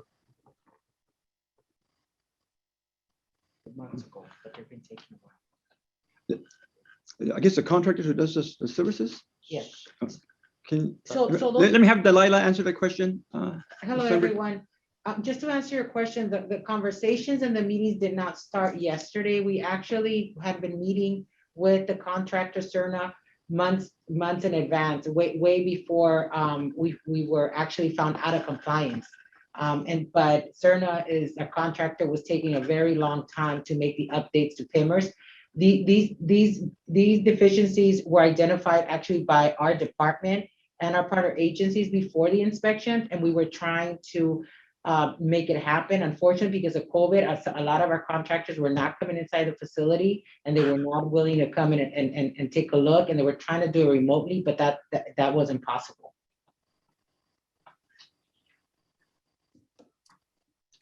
In reference to Board Member Budnick's question regarding healthcare being present to comment today, I think that would have been something that the chief may have wanted to do. We are actually holding him accountable for the entire inspection and the issues cited today. So if that was the case, then he would have invited them in to speak. Scott, I hope that helps you.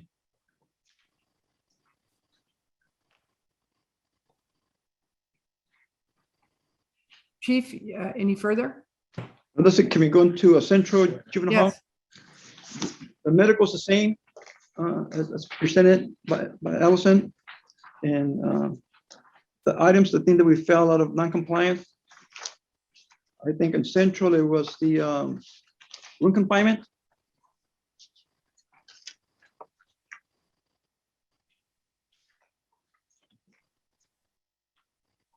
The room confinement and the restraining and transportation within the facilities. I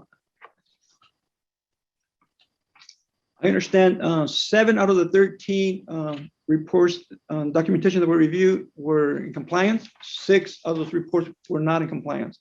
And a lot that we discovered, thanks to Lisa's inspection, is that the officers were not documenting descriptions of the youth behaviors that resulted in either confinement or restraint for transportation to within the Hope Center. They were writing things that it appears that the person was defiant, wasn't listening to instructions, threatened to fight somebody. We're not articulating in detail those behaviors of the young person, such as turning the face red, clenching the fist, using profanity, striking another youth, or striking staff. So part of the overall response that we're looking at is not only is the training, but talking about ongoing training and doing the supervisors training portion, that they learn more about the Title 15 regulations, but also talk about report writing, how critical it is to be descriptive of what's taking place. As a police officer, we know that you got to write everything correctly. And probation officers, I don't see that as much. They get to the point and they got to move on to the next item. Another thing we're doing is when the youth gets removed from a unit and taken to the Hope Center, the officers working the Hope Center will not be responsible for describing, articulating the conduct and behavior of the young person that was brought in and determine whether or not they be back to get returned to their unit, kind of like a cool down period. And that unit would not be responsible for documenting the behavior of the individual. The other thing we talked about is having daily audits by some of our staff, subject matter experts, that can review those documents, make sure that they're done properly by the end of the shift or by that day, to make sure we capture any other information that's not accurate. Because a lot of times, as you know, kids are fighting, the officers are involved, they restrain them, they handcuff them, take them to the Hope Center. They got to get back to the unit. They're not taking off line to do reports. They're still working the line in the front, providing the care and custody while they're back in their unit. So that's one thing we're talking about. And that training is going to start on Tuesday, the 21st, which is part of the overall training that we're doing for our institution supervisors, to talk about everything that goes along with not just Title 15, which is very important, but also youth development, trauma-informed care, explicit bias, other training that we're providing the supervisors that can get back to their staff she shared during the unit meetings. But the biggest issue that we saw there is the lack of proper documentation on the reports when they're applying restraints and transporting to a facility, or when they're confining them in the room. So we're asking them to do a more thorough job in documentation. And as you heard, 7 out of the 13 were doing it correctly, 6 were not. And that was just a small random sample. We hope to be able to get everybody in compliance with the proper documentation and details of the youth behavior, and not just make a very brief statement as, oh, he was out of control. What made him out of control? And what was he defying? What was he saying? What was she doing? And those kinds of details which is needed, as I understand.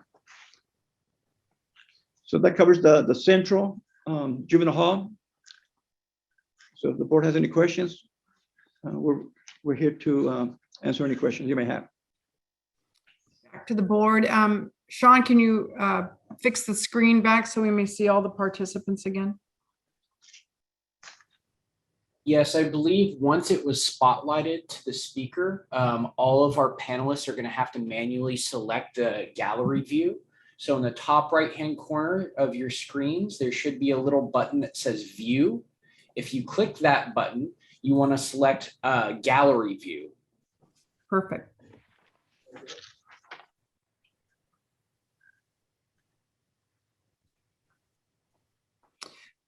I'm back to the board now. Any questions, comments on any of the issues that were discussed? Chair Penner, I saw Allison had her hand up. Thank you, Allison.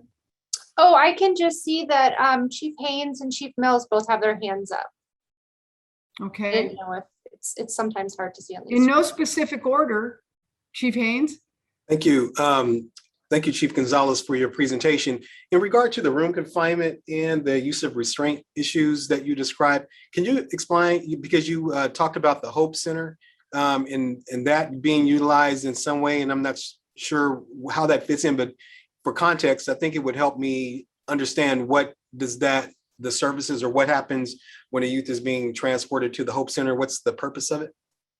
Sure. Thanks for the question, Chief. The Hope Center is a place where we take the youth, kind of like a cool down period. It's a vacant facility that we have within the campus, and we take them there when they're fighting or get violent within their regular dorm, and we bring them there to cool down. It's a facility that's a little more home-like, if you will. It's open. They have individual rooms. They have more one-on-one support, mentoring, or observation, if you will. And they provide an opportunity for the young person to really come down and talk to the officers there that was not engaged in the initial contact. So someone other than the person involved in the restraint. And we also have clinicians there. We have behavioral health clinicians that are there with us to talk to the young person. One thing we always do is after every incident, we bring in the medical staff or clinicians to talk to the young person. And that's what they have at the center. We call it Hope Center. Actually, the young people came up with the name Hope Center. And that's what we. Is that exclusive to the central facility, Chief? We try to have it in all our facilities where we can. Some of the camps we don't have the building, the structure. The Hope Center is in the middle of our complex. When you first come into Central Juvenile Hall, you walk in, it's going to be on your right-hand side, and it's separate from the rest of the living dorms. Okay, thank you. Chief Mills.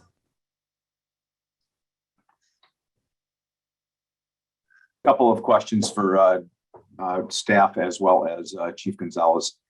Chief, does your staff have body-worn cameras or video surveillance throughout the facilities that would allow random inspections for our staff should the board choose to embed somebody into the facility if there's a finding of non-compliance?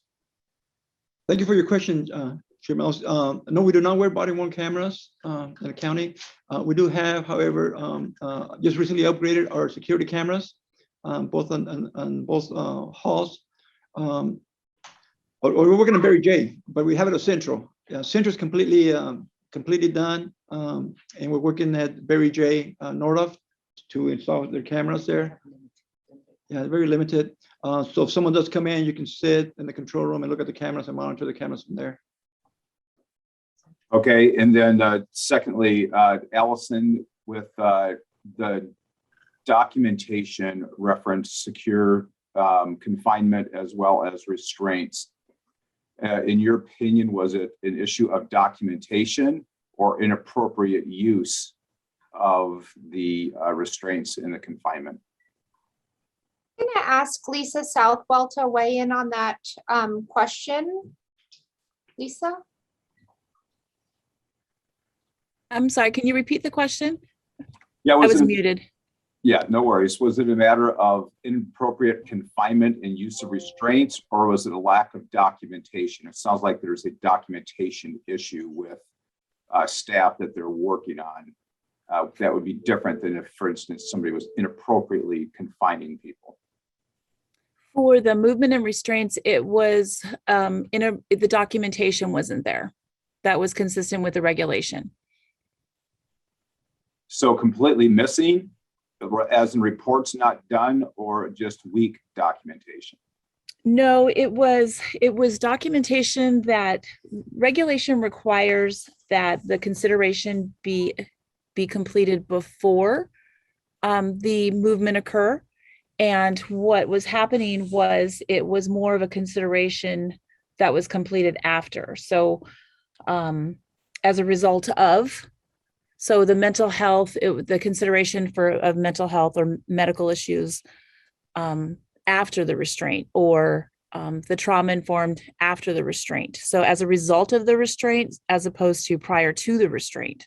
So it was more of a misunderstanding, so to speak, in the documentation and how they're documenting the incident.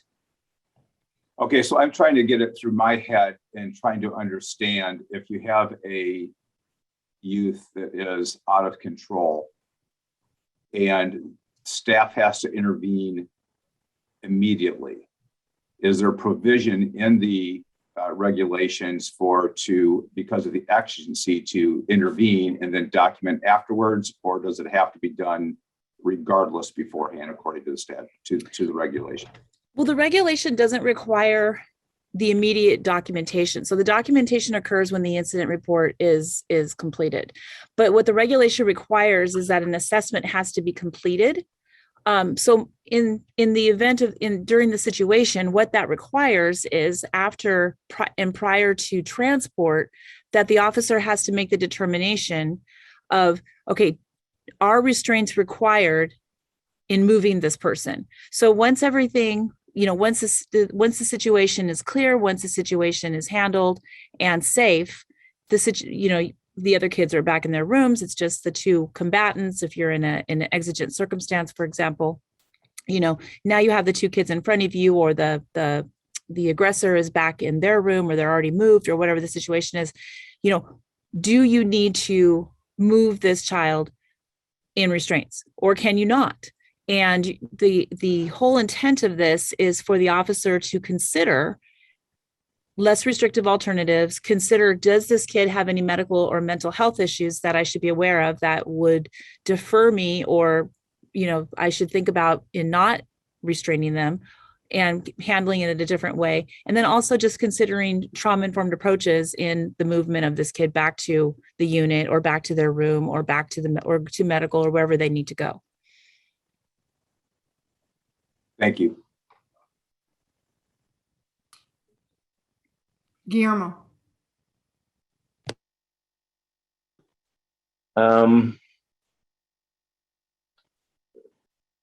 Appreciate the presentation by Chief Gonzalez and understand the short period of time he's had to work in rectifying many of these outstanding issues that may have gone back months, perhaps years. I don't know about other board members, but for me, certainly it would be helpful, a piece of clarification, because on some of the items, there's been a representation that the issues have been resolved, are now in compliance. And I think I caught on a few of them sort of a future date. And because we're trying to make a determination on which things are compliant as of, I think, this hearing, it would be helpful, a bit of clarification if there's an affirmative statement on a couple of these items, and in fact, compliance has been reached versus a future date by when they would be compliant. Does that make sense? Are you speaking specifically for the 2 holdopens? Well, those are of particular interest to me, yes. But I mean, it's not for me to say, perhaps. Well, are you, if you look at the recommendations as set forth, are you referencing the ones that we have now found them in compliance with versus hold open versus out of compliance? Is that what you want, dates when the recommendation might have changed? Is that what you're asking? I'm not. No. I'm not being clear here. Can I jump in, because I think I know where he's headed and what the question is. I think Guillermo, you're talking about a sort of pledge and anticipation that the things that are non-compliance could be fixed soon, within the next 30 days or so. And when you back that into the determination we need to make today, does that make a difference? Can we sort of say, okay, you have some more time? And that really boils down to what the law requires, which is very rigid in this case, which is that if we find that they are out of compliance with even one minimum standard right now, we really have pretty much no choice but to find unsuitability. Now, that doesn't mean that things could not be fixed in the next 60-day period. In fact, that should be totally encouraged.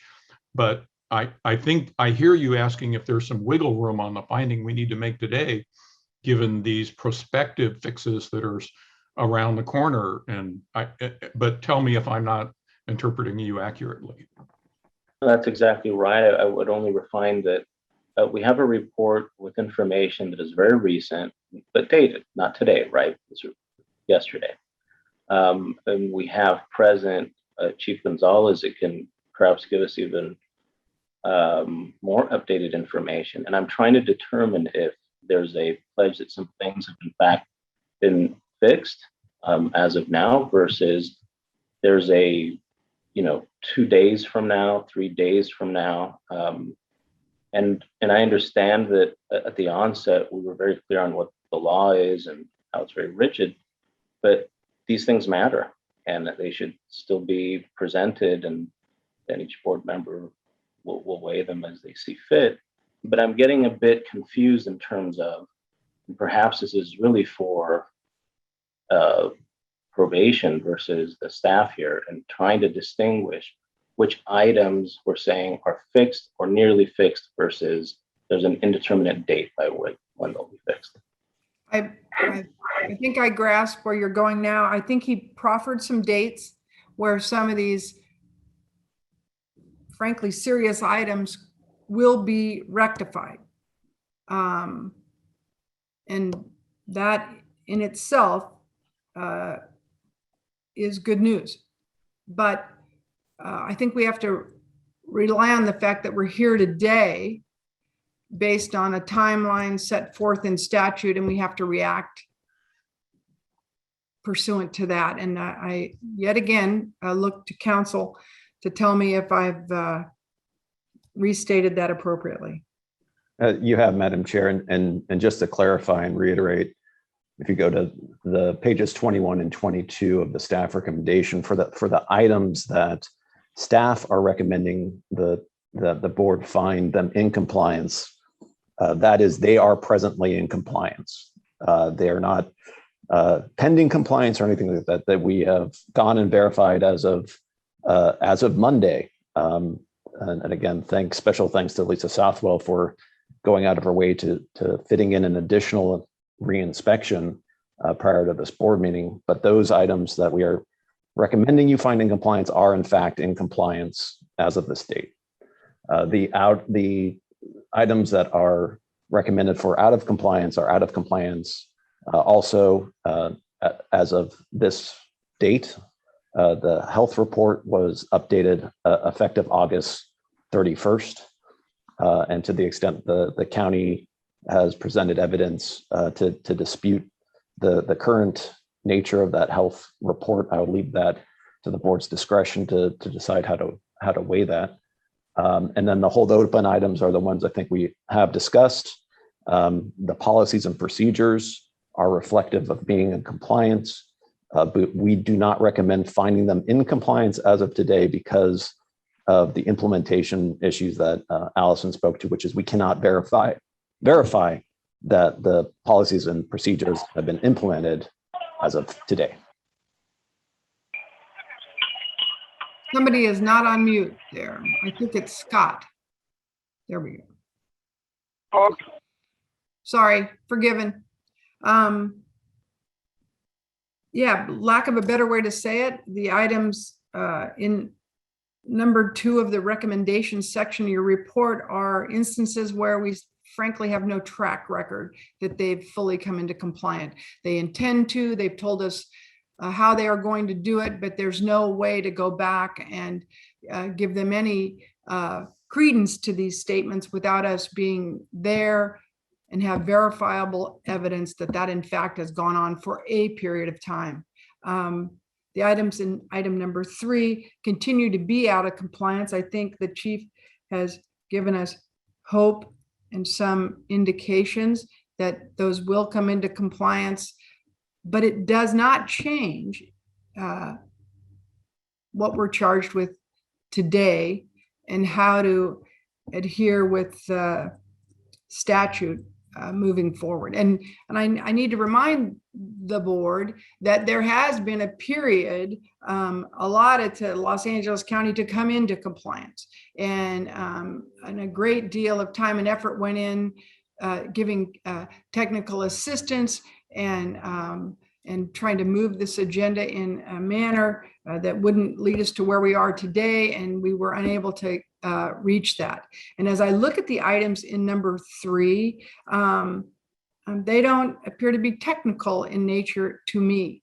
There's some concerns and some gravity associated with those items that have to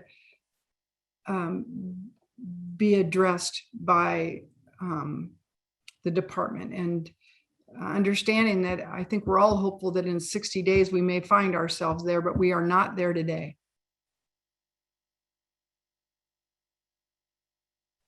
Chief Vernon has her hand up. Hi, Chief. Thank you. Understanding our statutory obligation as a board, and if there is a finding of unsuitability today, that 60-day period, if there is compliance, full compliance within that time, even if it required a special meeting of this board, would they then, is there the potential for them then to be in compliance and to be suitable to house those youth, negating the need to move the youth and potentially cause harm to them in that manner, uprooting them from where they're at right now? What procedurally, where would we be within that 60-day window? Is there still opportunity, understanding there could be a finding of unsuitability today? Is there potential for that to be reversed within the 60-day window? I think we believe, first and foremost, we're fortunate in that we have a November meeting that should fall within the timeline of the 60 days. It'll take us time to draft. If in fact we adopt this recommendation, it will take us time to draft and serve the intention of non-suitability. And that should then take us to the next meeting in November, where in the meantime, it's my hope, and we haven't gotten to this juncture yet, that we embed our staff in that agency and ensure that things are being, that the agenda of this board and the concerns of this board are being addressed and moved forward. And then we would come back at that time. And I think it is within the purview of this board to say, okay, you've accomplished what you set out to do in this 60 days, and then we would make decisions on how that would look going forward. So none of that at this juncture is etched in stone, but there is, I think there's moments in time where we can have confidence that the right things are moving forward. And if they are not in 60 days, then the issue, the order would go into place. But I'm hopeful, like it sounds like many of us are here, that we can get some compliance and move forward with whatever we see fit at that point in 60 days. Does that help you at all, Chief? Very much. Thank you. Aaron, you want to restate once again the chair? I think you spoke just fine, Madam Chair, but I will point out, so today's date and the timing of the next board meeting, which is approximately 63 days from now, if the board wanted to, again, adopt the recommendations that the staff has put forward, I would also sort of supplement that motion and recommend that you delegate the tasks to the staff. Let me pause there. Actually, let me back up just a second. It sounds like a preference of the board may be to meet before that 60 days elapses. And so there's two ways that can be accomplished. The board could have a special meeting in October, and that could certainly accomplish that. In order to make that November date, which is 63 days from now, as Madam Chair suggested, it's going to take some time to draft the notice. Unfortunately, I apologize. We were working on the supplemental board report late last night, so the notice hasn't been drafted of what we think the written findings will be from the board. I would recommend that you delegate that task to the staff. The notice and the form and the content of that notice that we will provide to Los Angeles County. My strong recommendation is that we make sure we do that in writing to provide that written findings to the County of Los Angeles to satisfy some procedural due process concerns, and that you suggest a time window in which to issue that notice. Again, if you wanted to meet before 60 days elapsed, I would suggest that we get that notice out within the next 10 days. And then there will be some time for us to have that board meeting before that 60-day clock elapses. Or as I suggested, we could schedule an off-calendar board meeting in October. So any other questions or comments by the board, staff? Well, just really quickly, I think we're getting ahead of ourselves on what would happen if we do find unsuitability and in the 60 days. One thing we do want to avoid is making a decision on the 59th day and putting Los Angeles County in the position of having to cease operations with no preparation, although, they might scramble in advance of that. And I think there are a number of logistical mechanisms we can discuss if there is a finding of unsuitability today and the 60-day clock starts, about when the notice goes out. I have another idea, but again, the goal is to get this all in compliance within that 60-day period. I agree, and I think procedurally, we're going to have to look at all the issues you raised just now, but we still find ourselves, and it's hard not to get ahead, because to vote with no sort of proposed solutions in sight is very difficult for the board. So I'm comfortable with exercise. Yes. Hey, Chair Penner, this is Scott. I do think we are getting ahead of going through this next step before hearing public comment. We absolutely plan on public comment, but I want the entire board to be comfortable before we proceed to that. But I appreciate the reminder. May I ask you, while I have you, Scott, I know you're going to get on a plane. Will you still have connectivity? Yeah, I should have connectivity. I'm on the plane and the phone goes off in 20 minutes, but I'll have connectivity right after that, I think. It's not on cellular, but on email. Okay, then if you could just let me know when you lose us, and when you come back to us would be great. And we'll keep you here for the next 20 minutes. Anything else you want to say, Scott? I understand not getting ahead, but I also understand people's concerns and curiosity about what this means when we get to the point where we're being asked to consider. Sure. I just think there's going to be extra questions after public comments. So Yes. Yes. I'm eager to hear them and hope I don't take off before that. Okay. All right. Back to the board. Any other further questions or comments? Adam. I think Chief Mills had a question. Oh, I'm sorry, Chief Mills. I apologize. Yeah, and real quickly, just for Aaron, in the statute, I was just reading that it talks about the chair for the juvenile judge of Los Angeles County. Is there a need to interface with that judicial officer prior to implementation of this?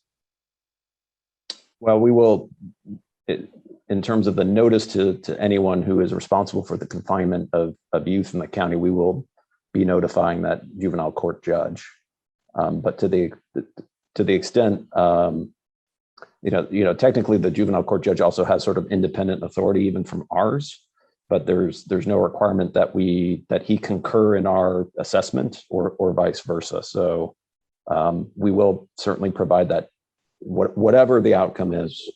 I should say, if we find the facility either of the facilities not suitable, we will be notifying the juvenile court judge. Got it. Thank you. And just so the record reflects this, they have the juvenile court judge, the board of supervisors, and a myriad of other people have been advised of every finding that has gone out and the issues surrounding suitability. So that we have communicated, I think, wholly across the board on this issue, and we'll continue to do that. Am I missing a hand up here anywhere? I'm seeing none. Okay. Chair Penner, just one quick question. Yes. Yes. And this goes back to Ms. Cumpion's question about the youth. And I know I may be jumping me too far ahead now, but it's just something that I'd like the board to consider, is the question of if the board does find unsuitability, what happens with the youth if again we get beyond that 60-day mark and they still aren't in compliance? What plans would the county have to be able to house the youth that are currently in these facilities? And I don't know if we need an answer to that now, or we wait for after public comment, or is that a question that we wait until 60 days from now? But it's just something that I'm really concerned about, is just making sure that the youth, whatever is going to happen, that we make sure that we have their needs met, and making sure that we can make sure that they're not, we can minimize the impact as much as possible, I guess. I absolutely understand, and I would tell you that staff has had a number of conversations about that very issue. I'm comfortable asking Chief Gonzalez if he wants to respond to that at this juncture, but it is something that is, much further down the road. So I don't want to catch you off guard, and my expectation is you can tell me that you'll have to craft that plan if it comes to that. So, Chief. Thanks, Madam Chair, for the opportunity. I feel the same way. We do care about our young people under our care and custody. We do want to see the best for them. I think before we get to the bridge and cross the bridge, there's more people we need to talk to, like the judge, the bench, juvenile bench, the courts. We also have here in Los Angeles, where you don't have anywhere else, is a newly created probation oversight commission that comes in and will be doing inspection, has been doing inspections at our facilities as well. So there's a lot of people I need to talk to before we draft any kind of plan, and so I don't put the cart before the horse. Okay, thank you, Chief. I appreciate that response. Once again, surveying these little teeny boxes, it's hard for me to see people's hands up, so I don't see any at this point. Now to you, Adam. I'm assuming you have public comment. Can you tell me how many people are in the queue at this point? At this point, we have 11 members of the public in queue. Thank you. I am going to direct you to close the queue in the next 4 minutes, and I'm going to begin allowing people to comment. 2 minutes is our timeline at this point.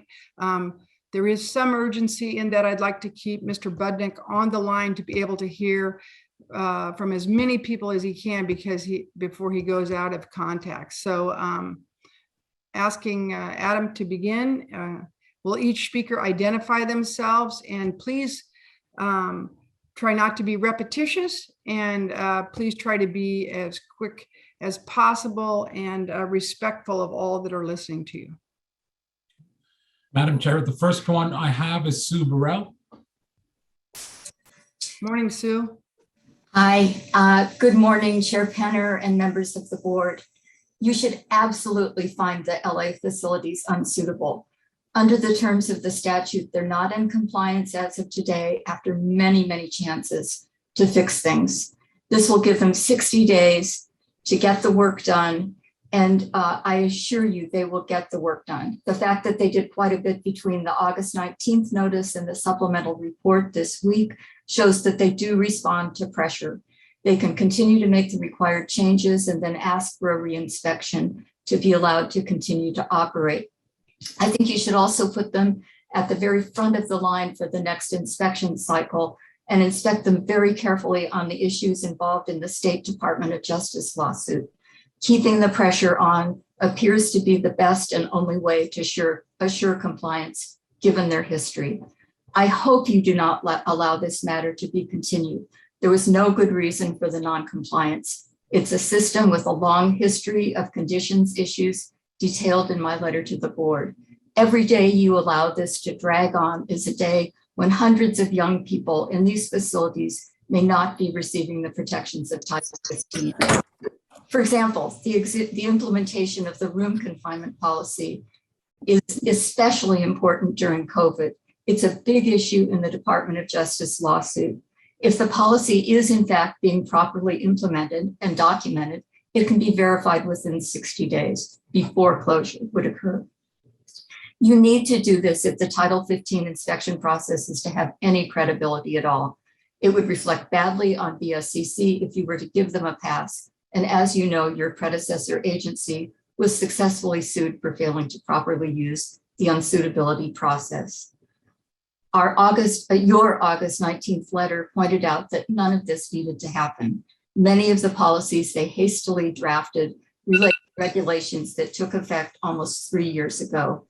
The youth justice system incessantly harps on the need for young people to be held accountable, but what about the agencies charged with their care? We urge you to make a finding of unsuitability today. Thank you for your attention. Thank you, Sue. Next we have Aditi. Good morning, Aditi Shirakar with Children's Defense Fund, California.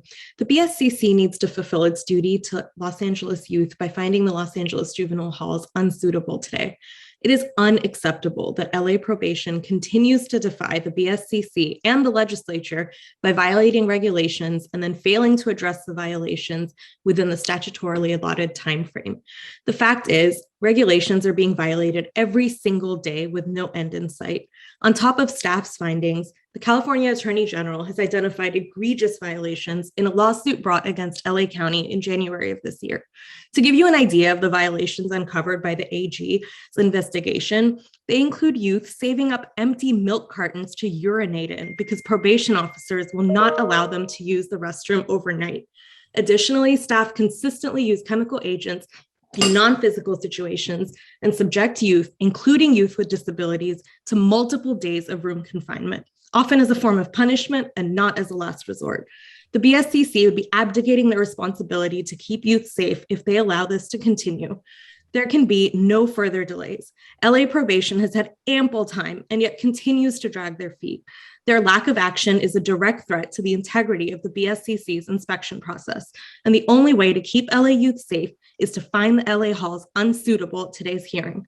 And Los Angeles does not deserve any extra time to fix these issues when these violations have gone uncorrected for years. If you insist on yet another chance to Los Angeles probation, it can be no longer than 60 days at most. Thank you. Thank you, Aditi. You're on mute, Adam. Next, we have Eden Madrid.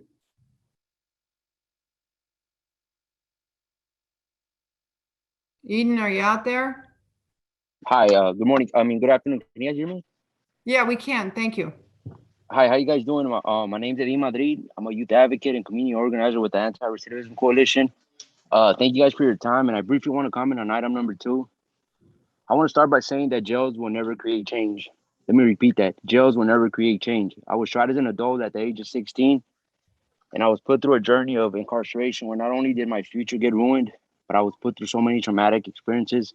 I was treated like an animal when I was only 17, and I was housed in a compound at Barry J. Nightoff, where I can honestly say that those 2 years of my life were one of the most darkest moments of my 14-year incarceration. I was put in a cell where I would spend hours in the night yelling out of my cell door trying to use the restroom. On court days, I would remain shackled behind my bag with leg restraints from 4 a.m. in the morning all the way to 10 p.m. on many occasions. How is this healing, we must ask? We are housed in such a toxic environment during one of our most difficult and important times in our juvenile lives, a time where the rest of our future is put in the hands of people who cannot relate to our struggles, let alone our traumatic past. This is not care first. We know the problem. Why are we still housing our children in these cages? It's time to really start thinking about a solution. And I urge that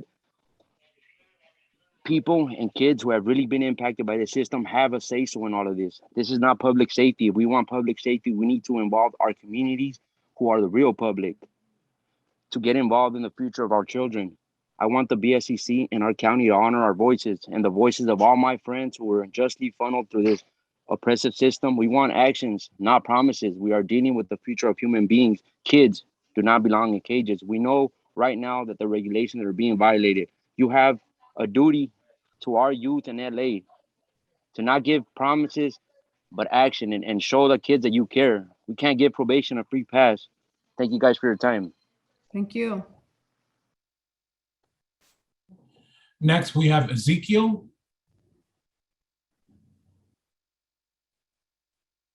Hello, can you all hear me?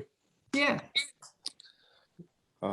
Good afternoon. My name is Ezekiel Nishiyama. I am with the Anti-Recidivism Coalition. As a young person, I experienced LA County juvenile halls and spent 4 years incarcerated from the ages 15 through 19. Out of the many facilities I experienced, Barry J. Nordhoff was what triggered many mixed emotions. I say that because by far the compound was one of the worst and most dehumanizing facilities I experienced through my incarceration. With the lack of basic necessities inside was really helping young people succeed. When we look at the setting of Barry J. Nordhoff, all we see is cages within cages. I felt like an animal in there.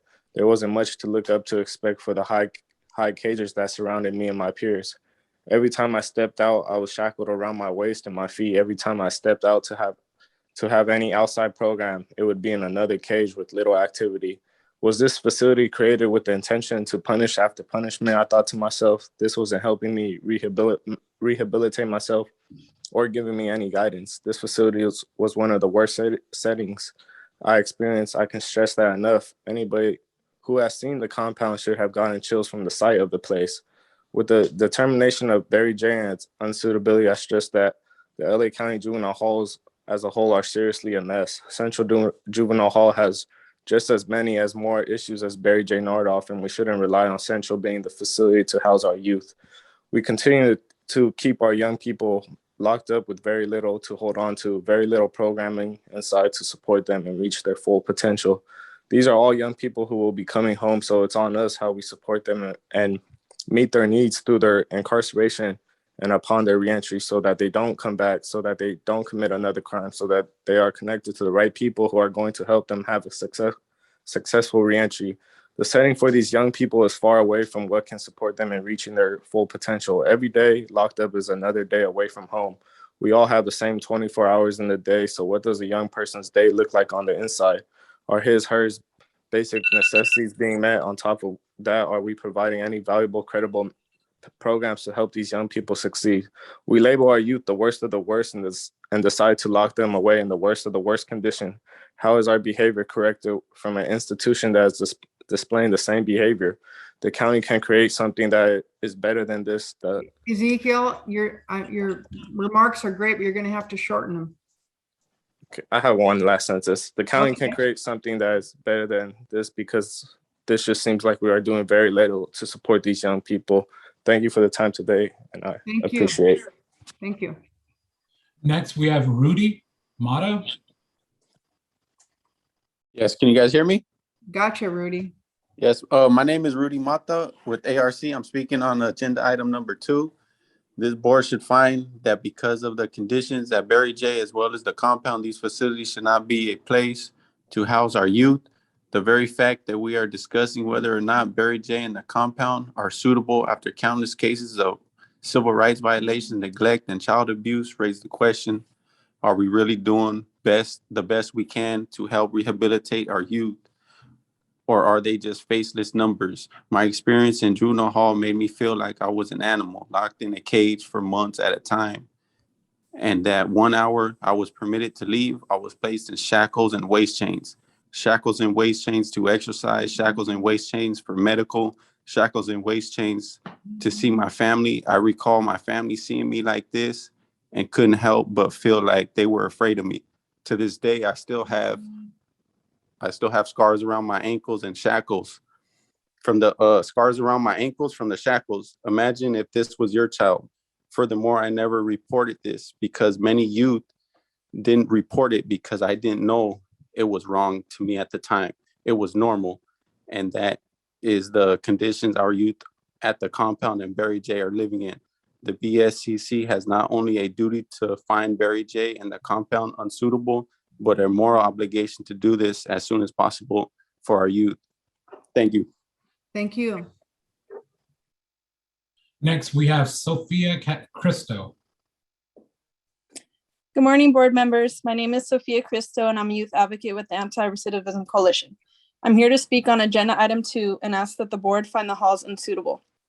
As a youth who spent 10 years inside, 4 of which were consecutively in juvenile hall, it's extremely concerning to me that these issues that youth are faced with are still taking place today. The halls are in no way suitable for youth during the time I was there and now. Youth shouldn't have to suffer in such traumatic, unhealthy settings. Not having access to a bathroom, but instead making sure they have an empty milk carton to relieve themselves in the middle of the night is something no one should ever have to face, especially not a child. The constant discomfort and worry of not being able to sleep at night because they're freezing and don't have what seems to be a luxury of possessing a blanket. Education being considered a privilege when youth that are being disciplined are confined to their room for days on end with no access to school. Waist chaining and shackling youth to transport to medical or court is dehumanizing, aside from the discomfort the youth faces as the chains dig into their skin as they try to walk or move. Youth in these settings and situations are being treated as less than human, and it has to stop. We can't keep allowing probation to get away with this and treat these issues as if they're not serious. If fixing these issues is not a priority for them, we have to show them how serious it is to us. It is inhumane and inexcusable to continue housing our youth in these conditions, even for just another day. Thank you. Thank you. Next, we have Varden Fan. Yes, hello, can you hear me? Yes, I can. Go ahead. Good afternoon, everyone, and thank you for allowing me to speak. My name is Varden Fan. I'm a youth justice advocate with the Anti-Recidivism Coalition. Please hear the truth of a record being played back to back by our fellow brothers and sisters here today. The stories of these compounds are now a part of us. When I first entered juvenile hall, one occurrence I will mention above many more that has happened while I was incarcerated was when I would be exiting my cell to head to school.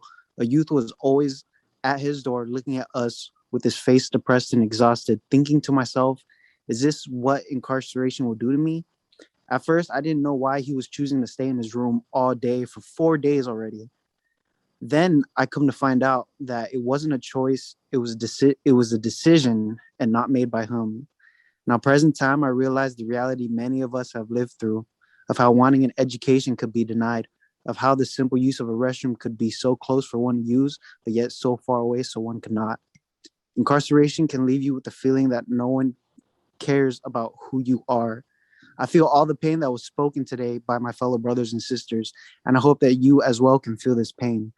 Please find these facilities unsuitable for youth. Thank you so much for allowing me and everyone else to speak today. Thank you. Next, we have Renee Menard. Good afternoon, Renee Menard with the Center on Juvenile and Criminal Justice. I appreciate the BSCC staff bringing these issues of LA County's juvenile halls before the board. The conditions inside these facilities are abysmal and continue to cause serious concerns.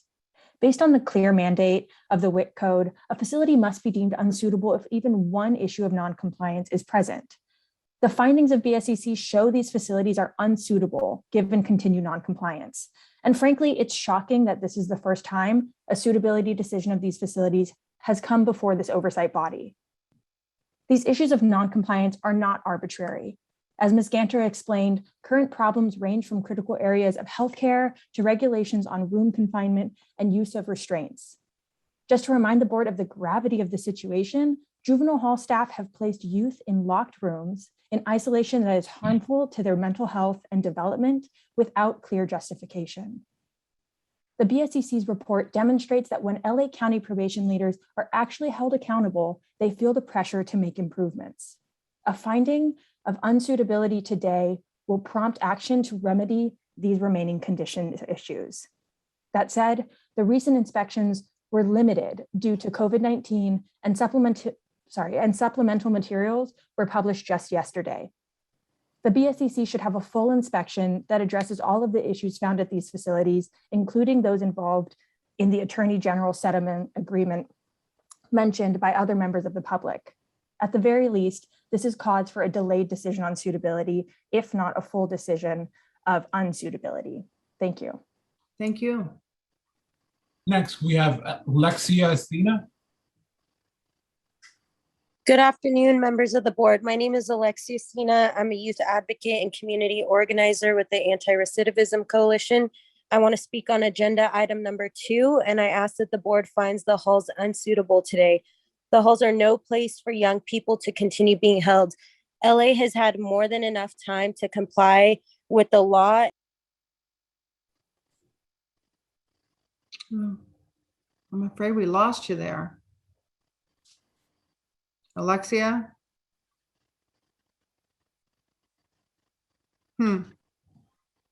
Maybe she's in a bad zone. So let's, Adam, maybe she'll try to reconnect. One moment, Sorry, can you guys hear me? Yeah, we got you. Okay, so regulations are being violated right now as we speak. As you have heard, youth currently have to pee in milk cartons and on towels because they have no access to a restroom at night. They fall asleep to the smell of urine, and I just had to emphasize that again. Please do not ignore these violations being made that are not a priority to be fixed. Please hold accountability as the Attorney General has begun to. As you have heard from my colleagues, all they have taken from these facilities is trauma and pain. Thank you. Thank you. Next, we have Kruti Parka. All right. K-R-U-T-I. It's your first name. All right, we'll move on to Miguel Garcia. Thank you. Good afternoon, Madam Chair and board members. My name is Miguel Garcia. Is that someone's dog? Sorry. My name is Miguel Garcia, Advocacy Coordinator with the Anti-Recidivism Coalition. As an organization that serves youth in Los Angeles County, we hear too often the horrors of youth being mistreated and conditions of confinement being below state standards. On top of these hearing these stories, probation has only just started to address numerous violations identified in a lawsuit by California Attorney General in January 2021. For example, youth are not allowed to use restrooms at night and save empty milk cartons in their cells so they have a place to use the restroom. For this reason, and those that you may hear today from youth, the BSCC has a duty to the children in Los Angeles halls not to give LA probation a free pass or to any probation agency in California that violates youth rights. They've proven time and time again that fixing these violations are not a priority. It is inexcusable to house young people in these conditions for even one more day. I strongly urge the BSCC to find Los Angeles County institutions BJN and Central Juvenile Hall unsuitable until LA County addresses the issues identified by the Attorney General. Thank you. Thank you. Next, we have Dominique Nong. Good afternoon. Dominique Nong from the Children's Defense Fund, California. I urge you to take decisive action today to exercise the awesome authority granted to you by the legislature and the governor. Authority is signed with the purpose of ensuring that our state and counties are fulfilling the obligations to not only protect the safety of youth and staff, but also to provide staff and youth the tools and supports they need to support the successful development of our young people, especially when they return to their communities. Outcomes directly tied to public safety. In discussions with this body about the minimum standards for facilities, the claim is repeatedly made that the BACC does not have the authority to enforce the regulations, but you have clear statutory authority in this instance to do just that, to tell Los Angeles probation that their refusal to comply with laws designed to protect means that they can no longer house youth in its 2 juvenile halls. The areas of noncompliance are not just about proper record keeping. Proper documentation is directly linked to appropriate or harmful staff behavior or operations. The real-time consequences of these violations put youth and staff safety and health, especially mental health, at risk every day. And you've heard powerful descriptions of these consequences, and I want to thank these young people for sharing their traumatic experiences with you. It is egregious that Los Angeles is still out of compliance with certain regulations dating back to 2015. And this is in spite of the vast resources invested by this agency, including the time and energy your own staff has put into providing training, technical assistance, and inspections to help LA meet their responsibilities. LA's historical and current violations demonstrate they do not deserve any extra time, whether 60 days or longer, to come into compliance. Enough is enough, and any further delay undermines the integrity of this board. Thank you. Thank you. Chair Penner, I have 4 more to go. I'll call on Kent Mendoza. Hello, can you hear me? Yes. Hello, good afternoon, Board of State and Community Corrections Committee members. My name is Kent Mendoza. I am the manager of Advocacy and Community Organizing for the Anti-Recidivism Coalition based out of Los Angeles County. I am here to speak on item number 2 regarding the suitability of Barry J. Neidorff in Central Juvenile Halls. I want to urge this body, just like my colleagues and everybody that we've heard, to find these facilities unsuitable here today. I was actually in both of these facilities and actually more different ones in LA County from the years 2009 all the way to 2012 before going to DJJ in the county. And during this time, I recall how horrible this place was for me as a youth. You know, I think I don't really need to say how bad it was because I feel like a lot of the young people that spoke already kind of, you know, said those things. You know, it's similar. What they went through is similar to the things that I went through, and we're in a different ages. You know, I'm a little bit older than them. From my time was in the 2009, and these are young people that are barely just, you know, experience the system. So what tells me is that, you know, these issues haven't been changed. Nothing is being moved. Nothing is being done. You know, and I think that it's overdue. And yeah, so I just want to urge you all to find this facilities unsuitable because, you know, this department hasn't even met the most basic standard needs and has had more than enough time to do so, yet here we are. And the fact is that regulations today continue to be violated. You know, the department has just barely started to address these violations, which were identified through the lawsuit by the California Inspector General in January. So, you know, I really want to urge this body to continue to do a bold job on ensuring that we're going to have facilities in any county that they are actually doing what they're supposed to be doing to serve our young people the way they're supposed to be served. And yeah, so I just wanted to say those, and you know, I say this as someone who was locked up in these places. So, you know, everything that people have shared, this is real experiences happening. And right now, today, as we're speaking right now, there is youth in the compound in Central Juvenile Hall sitting in their cells. And I could guarantee you probably tonight, one of them is going to be knocking because they need to use the restroom. And unfortunately, probably they're not going to open the door because sometimes it happens. And so that shouldn't be the life of our young people right now. So I really urge this board to do more than what you have done to ensure that young people are being protected in these places, in these horrible places. Thank you so much and have a great day. Thank you, Ken. Just a reminder to the members of the public, if you raise your hand once, we have your name down. So we will call you as soon as we get to your name. Next is Laura Rodolfi. Yes, hi, good afternoon. Laura Rodolfi with the W. Haywood Burns Institute. I urge that you find that Barry J. Neidorff and Central Juvenile Halls are unsuitable. As many of you know, in 2019, the Board of Supervisors in Los Angeles County voted unanimously to explore the transitioning of the county's juvenile justice system out of the probation department and into another agency with the goal of creating a rehabilitative and health-focused care first system. The Burns Institute was hired by the county to facilitate that process, and the task that we were handed emerged out of years of non-compliance, inefficacies, and outright harms experienced by youth in the county. We've heard today numerous examples of these harms, of litigation around the conditions in Los Angeles County juvenile halls, and more importantly, from the experiences of young people. It's dehumanizing and it's unacceptable. Once again, the county was given ample opportunity to take corrective action, and once again, they have failed. Now you as board members have a responsibility to the young people who are locked in the facilities in question, facilities that don't meet the most basic of standards. As counsel detailed this morning, the statutory scheme does not afford the board flexibility in the finding of suitability. And as Chair Penner plainly stated, this is a test that they have to receive 100% on. As board members, your opinion regarding the merits of the minimum standards is irrelevant to your suitability finding today. And in addition, any confidence that you have as board members that in a plan that was laid out for future compliance, while certainly promising, is also irrelevant to your suitability finding today. The law demands that if fact finding reveals that the hall is not in compliance with one or more of the minimum standards for juvenile hall and fails to correct the issues within the statutory timeline, the board must make a determination of unsuitability.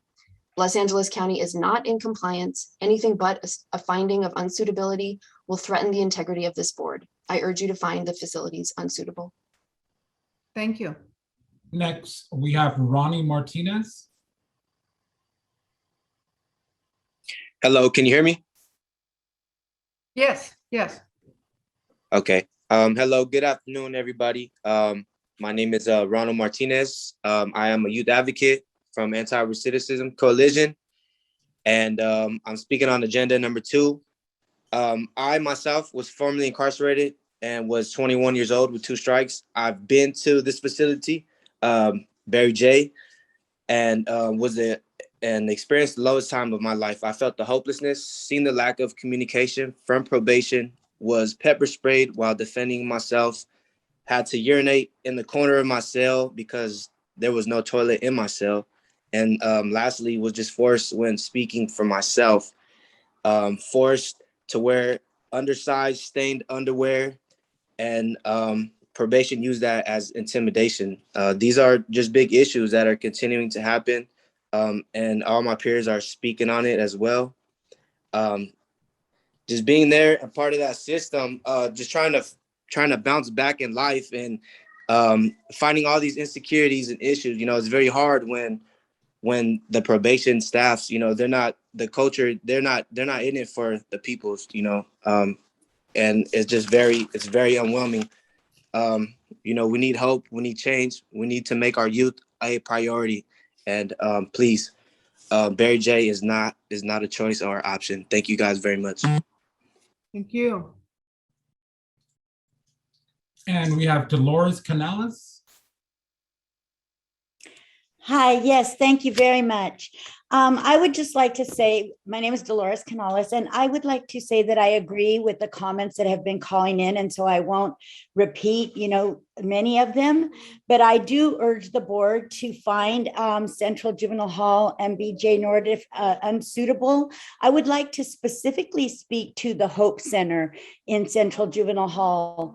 I walked away after visiting the Hope Center feeling absolutely hopeless.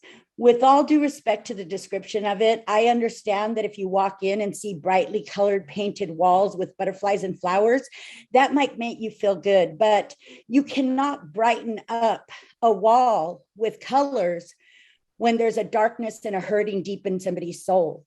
I was able to speak to a youth that had been in there for 2 weeks. When I looked into his cell,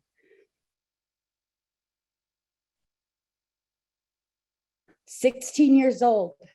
His name was Sal Martinez, and he had nothing in there but his sheets and a comb. The silhouette from the window, it shined in, and you could see the reflection. And I asked him, so what do you do here? What's the program? Why isn't there anything in your cell? He couldn't get a book to occupy his mind because he didn't read. So therefore, he's locked in a cell, isolated, to think about what he did. He did say that sometimes they get out, but it wasn't even daily and usually only for an hour. So I urge all of you, if you even think about going against the unsuitable decision, go to the Hope Center, but don't just go talk to somebody. Close yourself in one of those cells where there's supposed to be hope. and then look out the window and tell me what you feel. Thank you. Thank you. Madam Chair, we had one late ad. Do you want to take that comment? You know, I can't resist that, Adam. I'm sorry. That would be Kenzo.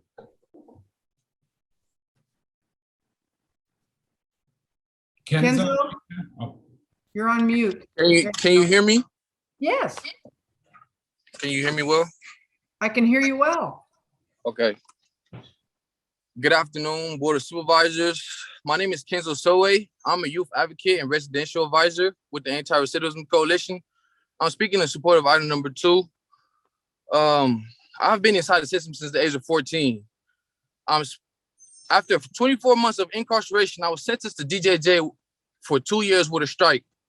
Then was sent to Berry J. Not off the compound. Truthfully, I couldn't understand why the compound had a mix of youth that was in a door court and going to DJJ.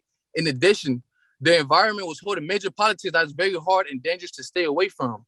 Putting our youth in these type of environments pushes them to let go of small hope they have to rehabilitate, but also discourage them from making the right decisions while being locked down.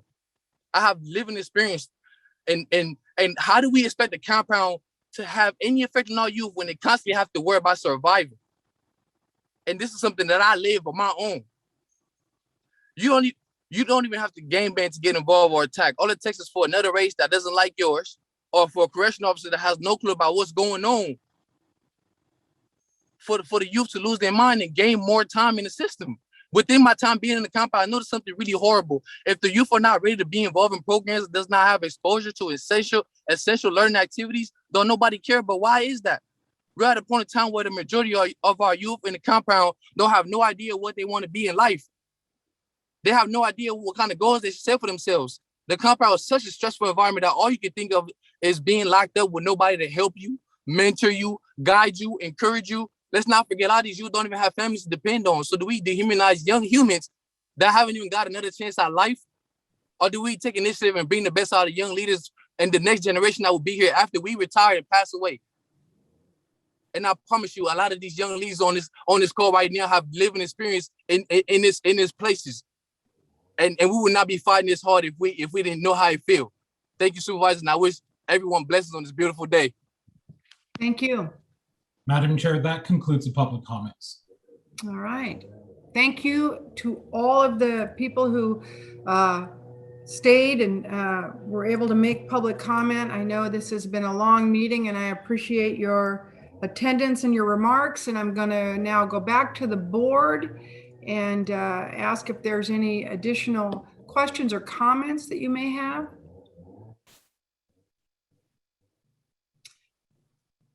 So we find ourselves here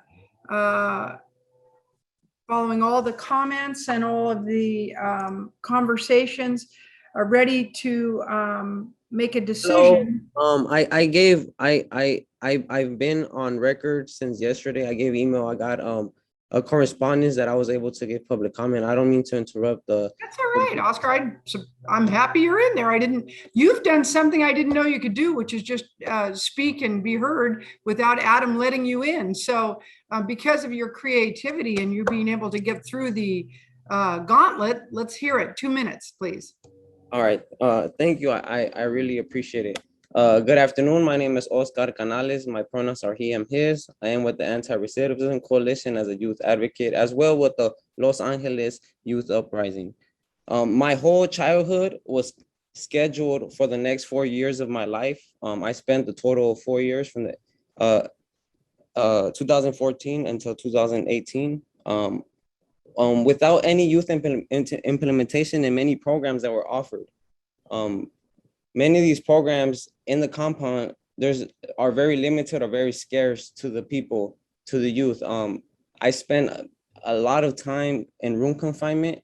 The only time we would be able to come out to our room would be to shower, go back into our room, and that would be pretty much it.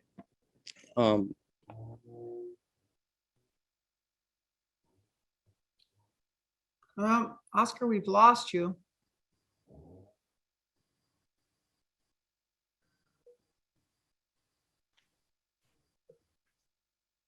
Okay. We're kind of I'm at a loss of what to do here, except to say, we heard you, and I'm apologizing for your remarks being cut short. Adam, I don't think there's anything technically we can do here. It looks like Hello, Oscar is, oh, there he is. Oh, maybe not. Maybe not. It's okay, Sean. Hello? Yeah, there. What happened there? We lost you. Yeah, we're gonna lose you again. Are you in a bad spot maybe for reception? No, I have full connection. I don't know what seems to be the problem. All right. Well, you've said quite a bit, and I think we all heard that. You want to come to a conclusion here for us? That would be great. Yes, yes. I would just like to finish off that the compound is not a place or suitable. And to answer Mr. K. Kane's question on what is the plan if the compound is not found suitable, there is already a plan with the JJRGB of YJR on implementations and where the youth should be housed and what it should be that will look like and how what will be offered. And the compound has not been found suitable. The JJRGB does consist of the attorney, probation, people from the community. So it's a committee that has reviewed this process to answer that question. Thank you, and I would like to conclude. Please find the compound not suitable, and please move urgent and please take this very serious. Thank you. Thank you. Okay, I think that might really actually officially mean the end of the public comment period. And once again, thank you for all who stayed on and commented. Back to the board. Once again, do I see any raised hands? Any questions, any comments? Looking to counsel right now. Any questions or comments, Aaron? Because my intention is to move to the recommendation. I have no additional comments at this time, Madam Chair. Okay. Allison, are you there? I am here. Okay. Will you take, I think we could take all three recommendations. Well, let me stop myself one more time. Chief Gonzalez, LA Probation, do you have anything you'd like to say? First, I want to thank all the public speakers. Appreciate their comments. And as you know, it's a new era here in Los Angeles, and we're trying to go forward, move forward. The things we're looking at right here is a place to house. As you know, we cannot send our young people to DJJ any longer. We're looking at places here in Los Angeles to house them locally in our counties. That's a different population than what we're talking about, the pre-adjudicated kids from Central or Berry J. I think the kids you're talking about, the compound, are possibly the ones we're talking about DJJ use, and we have other plans for those individuals, but not for the Central or Berry J juvenile halls. Just to clarify that point. Okay. So that one we're going to be looking at, like I said, already talking to other folks, other stakeholders to determine what would happen if the event we're unable to maintain juvenile halls open. Okay. So thank you again for your time. I want to thank the board for your patience, for your consideration. And also, again, I want to thank Lisa Selfova for her inspections, and we look forward to the board's guidance on this or direction on this going forward. Thank you, Chief. Okay, Allison, I think what we should do would best be done is to possibly restate the recommendation, and then the board, we can have a vote following that. It's been a while since we've visited these, so let's get back to it.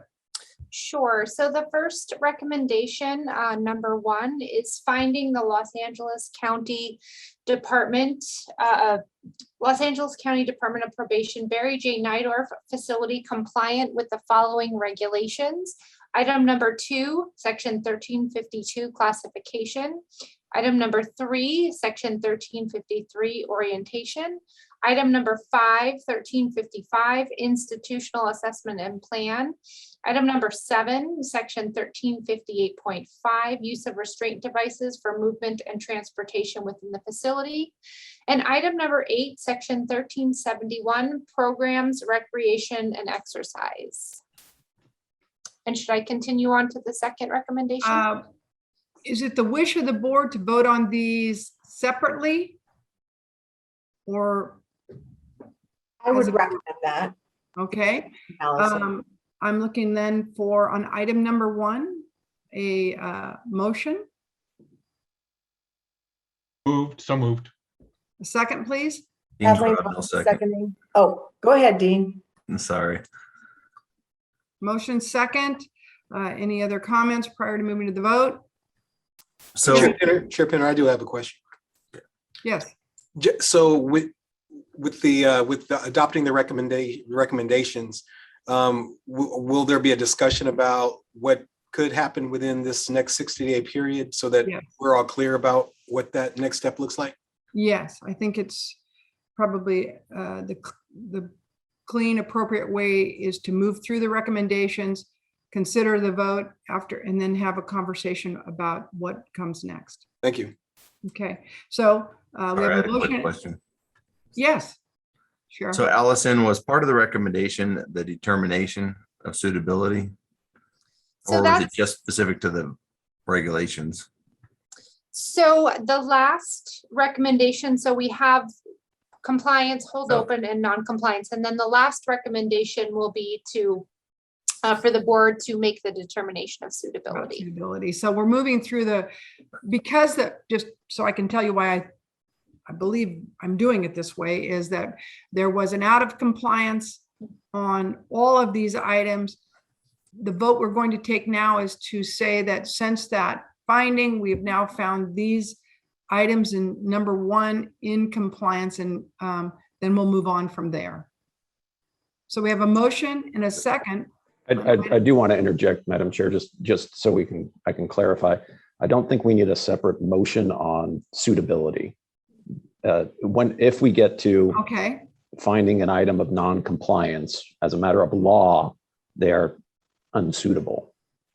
So there's a subtle distinction there. I don't believe the board needs to make a separate motion on suitability when we get to that point. So, So we're going to follow what it says, which is find them non-compliant, not unsuitable.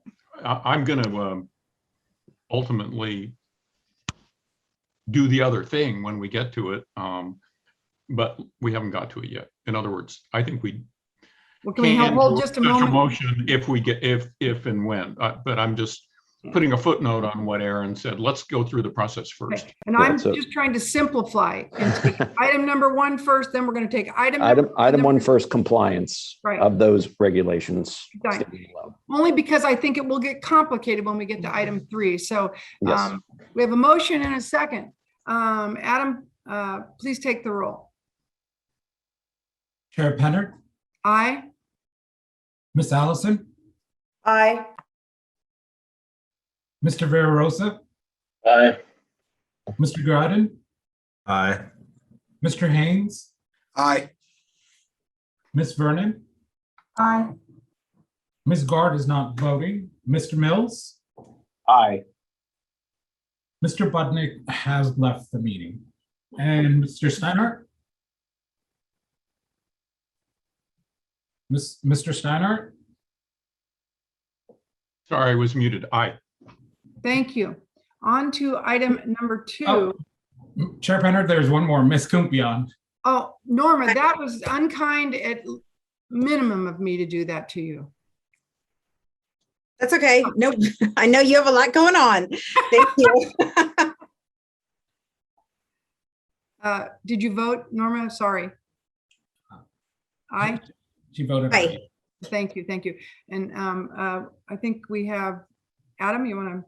Yes, Madam Chair, the motion carries for item number 1. Thank you. And I'm going to blame my missing Norma on David. So that's my story and I'm sticking to it. Now on to item number 2. Item number 2 is hold open the following regulations at the Barry J. Nydorf facility. Item number 4, 1354.5, room confinement. Item number 6, section 1358, use of physical restraints. Looking for a motion and a second. I motion to adopt. This Thank Kathleen you. Allison. Thank you. Second, please. Second, Steinhardt. Oh, Go ahead, Dave. Adam? Chair Penner, Aye. Miss Allison, Aye. Mr. Vera Rosa, Nay, I do not concur. Mr. Groudon, Aye. Mr. Haynes, Aye. Ms. Vernon, Aye. Mr. Mills, Aye. Mr. Steinhardt, Aye. Ms. Kumpion, Aye. and Ms. Guard and Mr. Budnick are not voting. Thank Madam you. Chair, the motion carries for item 2. Thank you. And now on to item 3, Allison. Item number 3 is find the Los Angeles County Department of Probation Barry J. Nidor facility non-compliant with the following regulations. Item 1A, section 1402, scope of healthcare. Item 1B, section 1432, health assessment. Item 1C, section 1434, consent and refusal for healthcare. Item number 1D, section 1438, pharmaceutical management, and item 1E, section 1439, psychotropic medications. Questions or comments? Move approval. Do I have a second? Second. We have a motion and a second. Adam? Chair Penner, Aye. Ms. Allison, Aye. Mr. Vera Rosa, Aye. Mr. Groudon, Aye. Mr. Haynes, Aye. Ms. Vernon, Aye. Mr. Mills, Aye. Mr. Steinhardt, Aye. and Ms. Kumpion. Aye. For the record, Ms. Guard and Mr. Budnick are not voting. Madam Chair, the motion carries for item 3. Thank you. Now as a reopener, Aaron, procedurally, will you walk us through where we are at this point? Question, sorry, did we Thank you. cover both facilities in those motions? No. No, Yeah, just we have- Barry J. Nidor. Oh, Oh, we're going one at a time on the whole. I get it. Yes. Sorry, got it. Do we How about want you wanna dispense hold with it in central? hand? Well, pardon? I was just going to suggest maybe dispensing with the central juvenile hall recommendations before we go on to the next Yeah, steps after that. Yes, I think that's excellent. Yeah, Procedurally, I we'll don't be know in the about same space. dispensing, but yes, we could do that. Yeah, dispensing's, you want to stop the chair from going forward on the question I just asked you. Let's go to now on to number 2.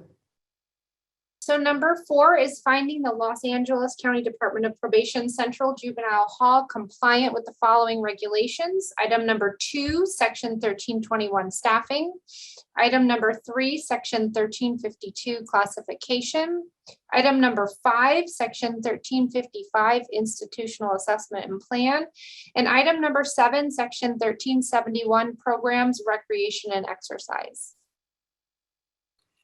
May I get a motion and a second? I motion to move. Second, please. We have a motion and a second. Adam?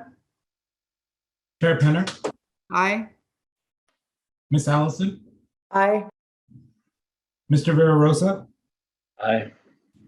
Mr. Groudon, Aye. Mr. Haynes, Aye. Ms. Vernon, Aye. Mr. Mills, Aye. Mr. Steinhardt, Aye. and Ms. Kumpion. Aye. And for the record, Ms. Guard and Mr. Budnick are not present for the vote. Madam Chair, the motion carries for this item. Thank you. Item number 5 is find the Los Angeles County Department of Probation Central Juvenile Hall non-compliant with the following regulations. Item 1A, section 1402, scope of healthcare. Item 1B, section 1432, health assessment. Item 1C, section 1434, consent and refusal for health care. Item 1D, section 1438, pharmaceutical management. Item 1E, section 1439, psychotropic medications. Item number 4, section 1354.5, room confinement. And item number 6, section 1358.5, use of restraint devices for movement and transportation within the facility. Questions, comments? May I get a motion or a second? Kathleen Allison motions to go forward. Second? King Groudon, second. Thank you. Adam? Chair Penner, Aye. Miss Allison, Aye. Mr. Vera Rosa, Aye. Mr. Groudon, Aye. Mr. Haynes, Aye. Miss Vernon, Aye. Mr. Mills, Aye. Mr. Steinhardt, Aye. Ms. Kumpion. Aye. Again, for the record, Ms. Guard and Mr. Budnick are not voting. Madam Chair, the motion carries for this item. Thank you. Now we're on to number 6, Mr. Steinhardt. I commit to you after this motion that I will be open to comments and questions. So I promise not to get a vote before you're ready. Allison? So item number 6 is make a determination of suitability within the meaning of Welfare and Institutions Code, Section 209, Subdivision D, for the Barry J. Nydorf and Central Juvenile Hall at the Los Angeles County Department of Probation. Questions, comments? So back to me, I guess, and yes, we're sort of having to decide on our own manner of handling this. And I'm going to describe a motion without making it, just to see how, if the council has a reaction to it. But I'm prepared to move that based on the inspection and re-inspection record documenting continuing non-compliance with multiple minimum standards, the board finds that the Los Angeles County Central and Barry J. Nydorf juvenile halls are presently unsuitable for the confinement of minors. And I'm leaving out the aftermath discussion about the 60-day period just in that simple motion, but that's the way I would, I think we need to cap it because the statute calls for us to make a determination rather than just assume that it operates as a matter of law. So before formally making the motion, I wonder if council has any questions or concerns about the propriety of the motion.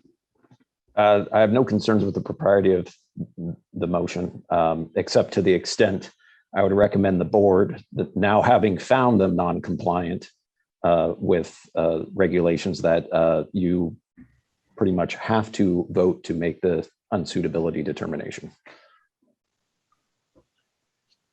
All right, well, I'm going to take that as my cue. I move that based on the inspection and re-inspection record documenting continuing non-compliance with multiple minimum standards, the board finds that the Los Angeles County Central and Barry J. Nydorf juvenile halls are presently unsuitable for the confinement of minors. May I get a second? We have a motion. I need a second. I got a question, Madam Chair. Thank you. Go ahead. So we talked about, a little bit about the aftermath. Would it be appropriate to put, some direction to staff related to, what happens after this? Or should we? I don't know. In my estimation, it may be, lack of a better way to say it, cleaner to do this portion and then discuss the aftermath.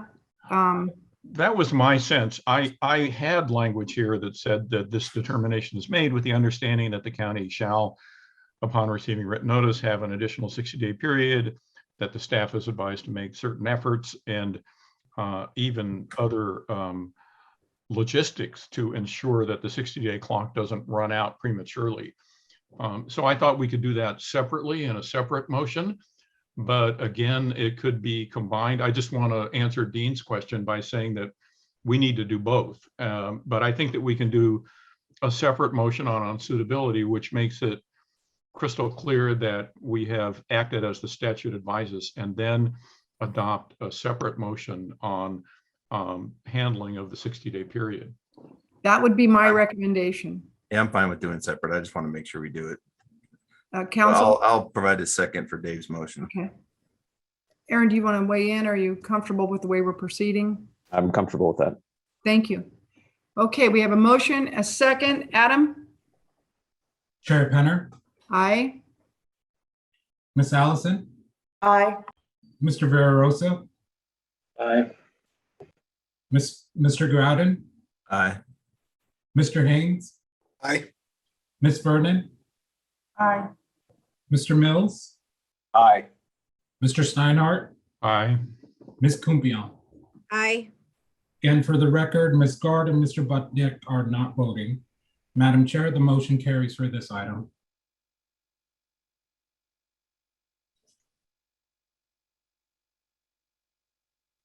Thank you. Now I'd like to move to sort of the procedural portion of this action.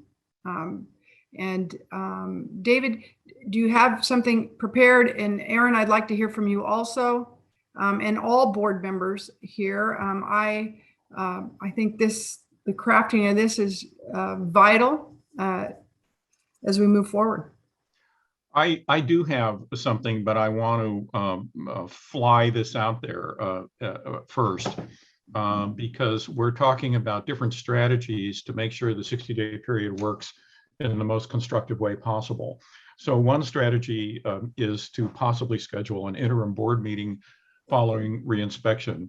And implicit in the strategy would be that the staff would make every effort to be available for reinspection as LA County comes into compliance with each of the remaining uncomplied standards. But I'm thinking too about the end stage of this, so that if we have to rely, and another strategy is to delay the notice so that the 60-day clock runs out pretty much on the day the next scheduled board meeting occurs. So how to wrap those all into a motion, I'm not sure. Here's another idea, and I'm going to ask for council to respond, that we could adopt an instruction to staff to reinspect within the 60-day period, and to work with the county to promote and encourage compliance to the extent possible. And that if the staff finds that the points of non-compliance have been resolved between now and the next scheduled board meeting, that the finding of unsuitability would be suspended until the board's next meeting, at which it shall reconsider the finding of unsuitability based on the most recent evidence.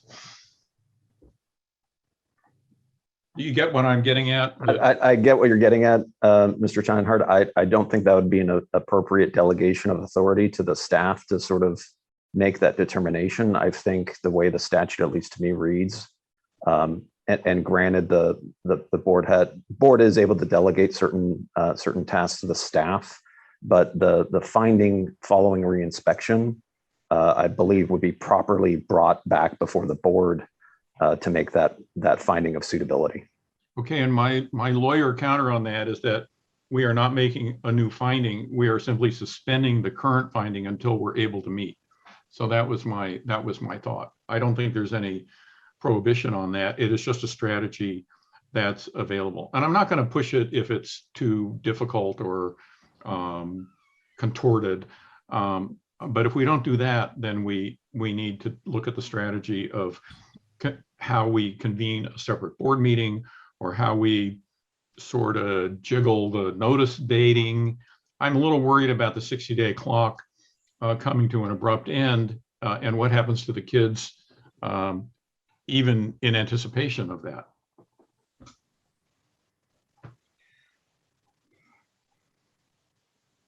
I think the two options would be an October board meeting. And again, it's difficult to assess when all those items might be completed in compliance for, and we've got different things that need to happen. They have to be re-inspected for compliance for those items.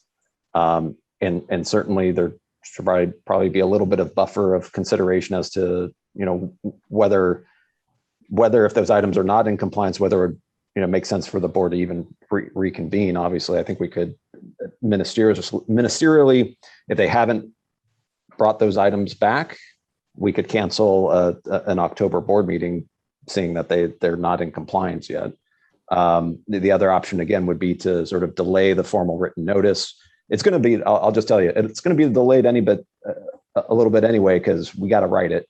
And any motion I would entertain, I would again recommend that you delegate to us the form and the content of that notice back down to the county. And whether or not you want to give a deadline for the staff to do that, or just say a reasonable time, I think that would be appropriate.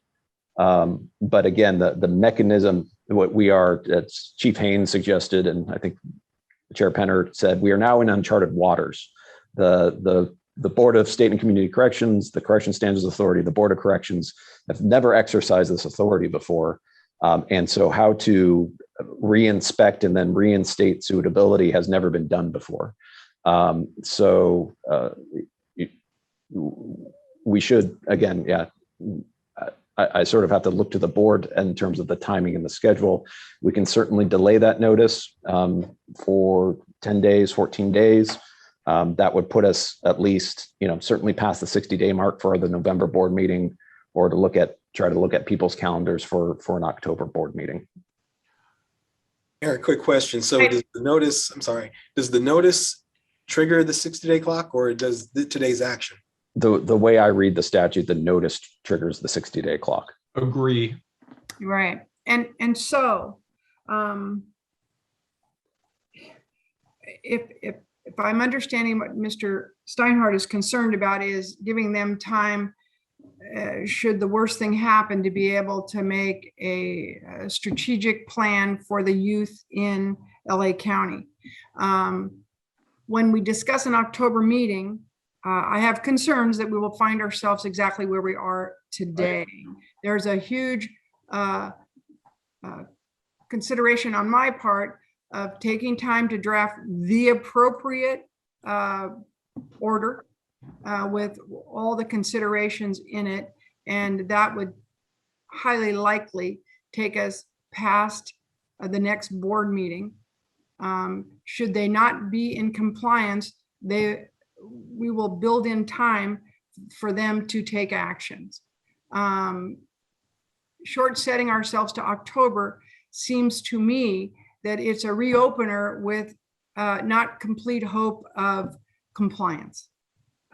So I would suggest that we look at counsel's idea for a motion and maybe give him a moment to draft something.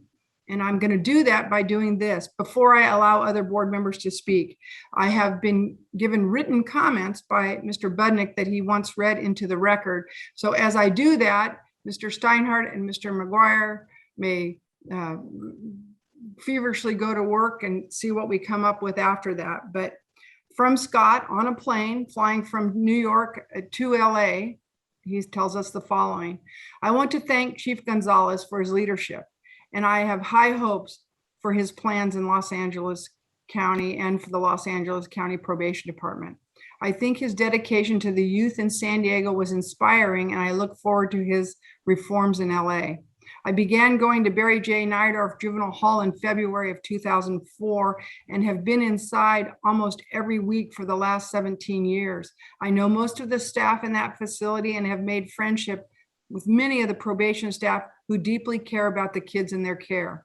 I also know that the current superintendent, Scott Sanders, deeply cares about his kids and staff. And other than the fact he is a Cowboys fan, he has the ability, well, that had to be thrown in. He has the ability to turn these issues around through his leadership. I was excited to hear about Alex Nieto is now running Central, and we have a long history, and I have faith in him as well. I want to thank the system impacted young adults for their comments today. Your testimony moves me and inspires me, and we need to do much better for all of our kids. You are my guiding light. I plan to follow the staff recommendation to find LA County unsuitable in the mentioned categories. There really is no reason not to follow staff recommendations. They are the experts on the ground. I agree with Sue Burrell that the pressure is helpful in this moment, and that Chief Gonzalez and Superintendent Sanders and Superintendent Nieto will benefit from this pressure. After months and years After having months and years to correct these issues, it is clear that that LA County probation, that they are not taking us seriously. And they have undermined the last probation chiefs and will continue to undermine Chief Gonzalez. While I vote to follow staff recommendations, I have a deep faith that the two superintendents, the bureau chief and Chief Gonzalez, will be able to remedy these issues in the next 60 days. I do not want the staff that deeply care about youth development to lose their jobs, and I want LA probation to become a beacon of hope for our youth. I want the chief to have the power to tell his staff, you have 60 days to get this right, or facilities will close and jobs will be lost. Sometimes doing the right thing for kids doesn't motivate everyone. And for those that it doesn't, hopefully the potential loss of jobs will.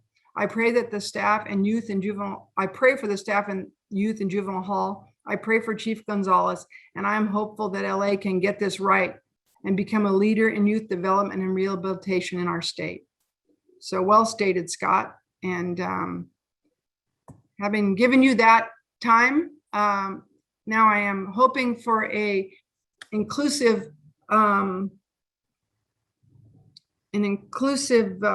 motion. I personally would like to add into that motion that we direct staff to be embedded in LA County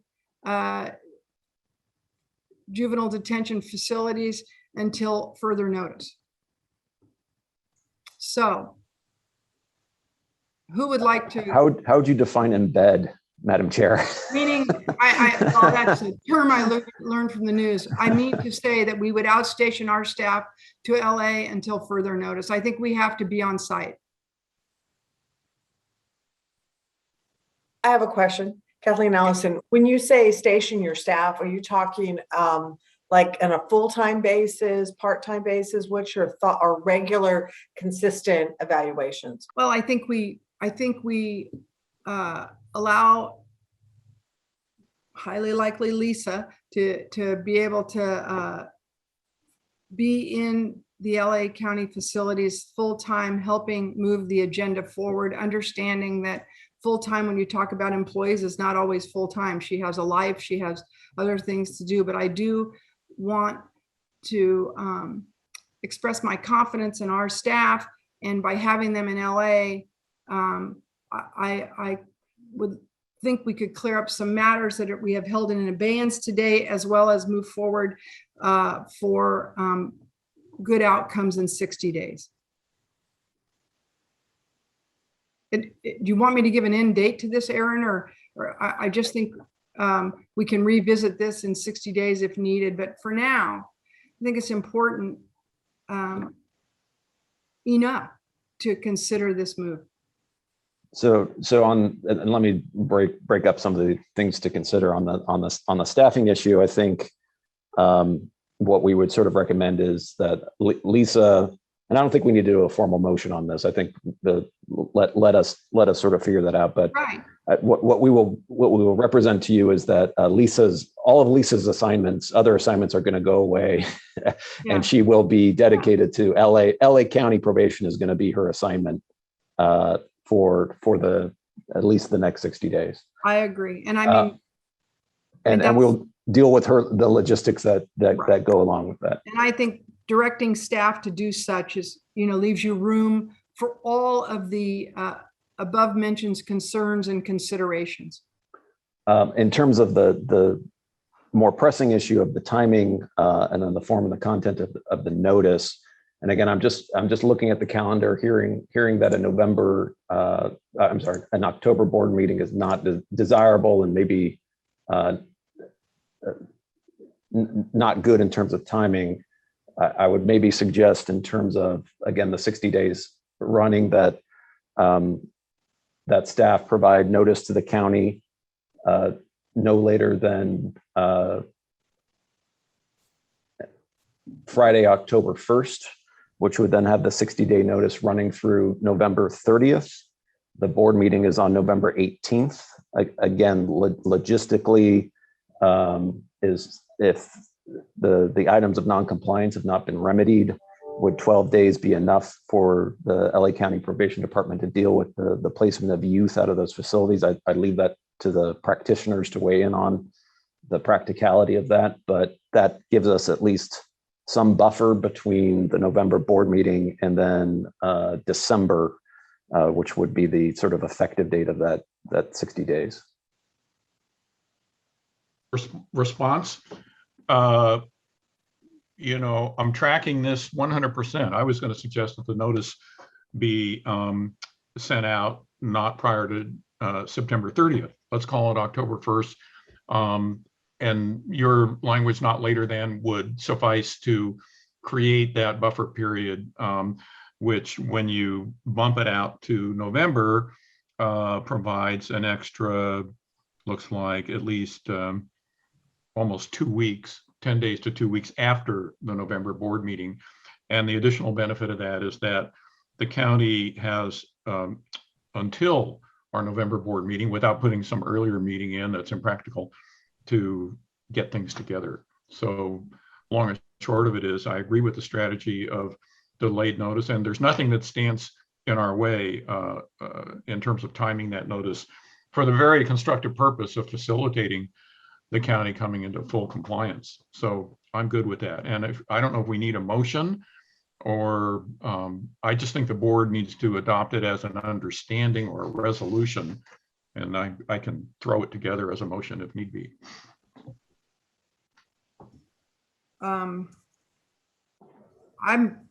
not sure how to respond to whether it's a motion or just adopting it. I think I would appreciate a motion for. I would too. I think it's a little, yet again, a little cleaner. Okay, I'm going to move then. How am I going to do this? Let's see. Let's see. The determination, move that the determination of unsuitability made at this meeting is made with, this is kind of long. Adam, are you good for this if I catch it? I guess I can restate it. That the determination of unsuitability made at this meeting is made with the understanding that Los Angeles County shall, upon receiving written notice of unsuitability, have an additional 60-day period to come into compliance. The notice of unsuitability to the county shall be transmitted to the county no later than October 1st, 2021, to provide sufficient time for the county to remedy the matters of non-compliance. The BSCC staff is instructed to make every reasonable effort to support and facilitate the efforts of Los Angeles County to come into full compliance, including re-inspections within the 60-day period. And David, you can send us that language for the minutes, please. Yeah, it's a mouthful. It is a mouthful. So we have a motion. Questions, comments? I got one question. Yes. So I'm sorry, Dave, that was a long motion, but does it specifically talk about the County of Los Angeles or just the probation department? Well, I think that's because the problem, I feel for the probation chief having the independent or a separate county agency providing the medical services. So he's dependent on them adapting and making changes also. So I think it would be important to have a reference to LA County specifically, if that wasn't included. And that's why I didn't mention probation. I mentioned only the county because that embraces, it takes your point into consideration. It's not all pinned on the probation department in this motion. Yeah, I just want to make sure. Thank you. Okay. I can read it again since it was like kind of lawyerly. Want me to do it, read it again so that we're clear? Yeah, I thought I saw Kathy Allison. Hang on, before you read it again, Kathy had a remark. I'll put it in chat. Okay. No, it was me. It was. No, I just. Yeah. Well, I think we've kind of cornered ourselves here, right? If we were trying to be creative about this, it would have happened, I think, earlier in the process. We've now found that there are 2 locations that are unsuitable to house minors. And then we're trying to be creative and figure out how to allow the county to house minors there for a longer period because we're concerned for the minors. And it comes out as a clunky then sort of statement that we're trying to make and process. My suggestion is to keep it simple and give the instruction simply to say by which date the notice goes to the county and the involved parties. The statute takes care of the amount of time that they have. And then the instructions to staff is simply, the staff has, all the resources have to be available to re-inspect at the request of the probation chief. There's no sense in trying to figure out when to re-inspect if we're not noticed that they feel that they are now compliant. And simply, set our next hearing out in accordance with that. The rest of it just seems a bit, we're all concerned for the juveniles, as we know probation is. But I think that falls on them now to figure out that strategy. And we simply set the dates.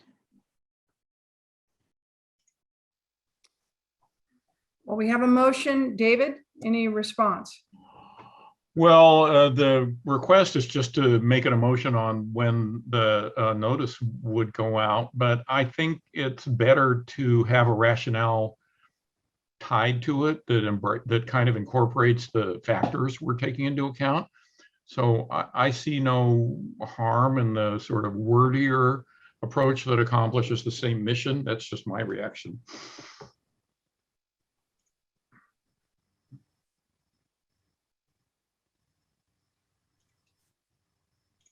Aaron?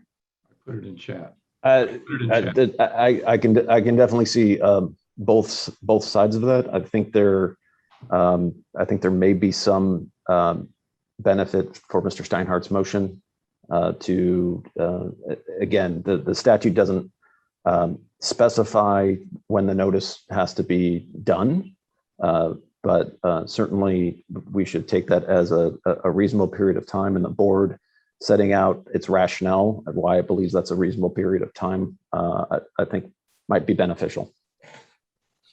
I'm in favor of a motion that sets forth the greatest path to success for both our staff and LA County Probation Department. And if that is somewhat clunky, but clearer for the timelines, There's a mistake in it. I resent it. Okay. There. Okay. There it is. Why don't you? Chat. Want me to read it again? Please. Move that the determination of unsuitability made at this meeting is made with the understanding that Los Angeles County shall, upon receiving written notice of unsuitability, have an additional 60-day period to come into compliance before the juvenile halls can no longer be used for the confinement of minors. The notice of unsuitability to the county shall be officially transmitted to the county by October 1st, 2021, in order to provide sufficient time for the county to remedy matters of non-compliance within the 60-day period. We could add before the next scheduled board meeting. Leave that up. The BSCC staff is instructed to make every reasonable effort to support and facilitate the efforts of Los Angeles County to come into full compliance, including re-inspections within the 60-day period.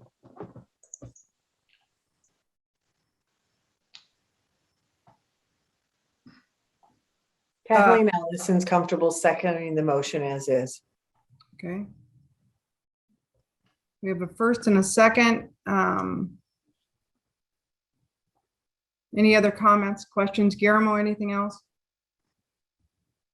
No, I mean, I still don't think it's coherent to say the statute gives 60 days before it takes place, but we're trying to extend that. We're trying to find other reasons to make it longer. I don't think those are two compatible motions or thoughts by this board.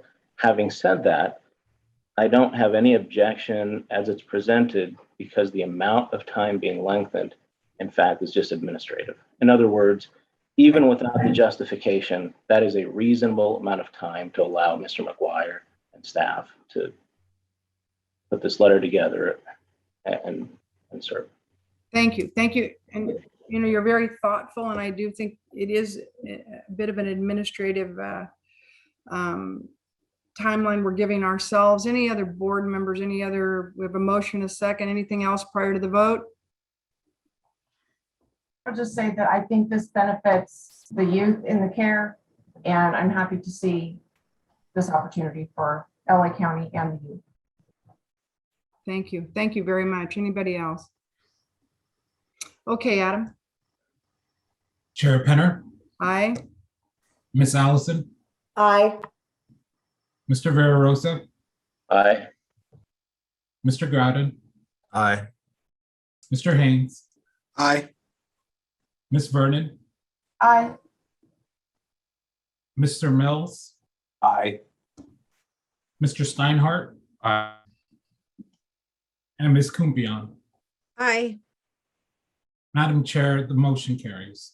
Thank you. And the only final thing is, the chair takes this liberty in that I'm going to rest assured that our staff is going to be out there as all as humanly possible and be in LA to be able to respond quickly and also monitor as we go forward. Okay. All right. Thank you all. That was tough, and go figure we're not done with the agenda. Now we could take a 10-minute break, Yes. or we could move right on. So you want to take 10? I think 10-minute break would be fantastic, Linda, All right. and we will move as quickly as possible to finish those other I'm items. channeling Janet Guard right now. It is now 1:41. Everybody be back at 1:51. Thank you. Thank you, Madam Chair. On behalf of probation in Los Angeles County, thank you for your consideration. Thank you, Chief. Thanks very much, Chief. Thank you. Have a good day.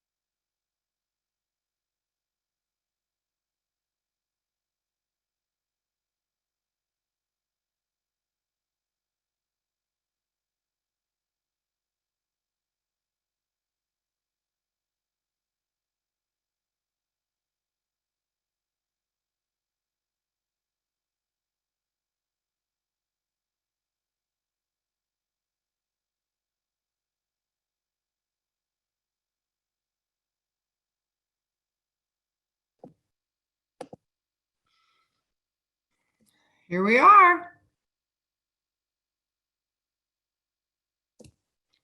How you doing, Janet? I'm well, thank you. How are you? Good, good, good, good. I appreciate the break. Yes, well. Thank you, Linda. Oh my goodness. I don't like it when Katie gets hangry. Not good. We lose her. You didn't give her much time to take care of that, though. Well, she probably had I made the world's fastest cheese sandwich, Janet. I had about 4 bites. Okay, I got a banana and a glass of milk. Oh, good job. Good job. Little boost for our blood sugar, right? Yeah. I didn't get anything. It's not good. Linda. Well, it's okay. I was using my processor. Let's see, our board members are coming back. Thank you all. We do promise to move as expeditiously as we possibly can. Just a few more items for your Which is consideration. interesting you would say that, since the number 1 item on the agenda right now is the, well, we're not going to do a chair's report. I'm tired of my own voice. Right. So we're going to move right to the executive director's report. Yep. And, on your cue, I can talk fast and I can shorten.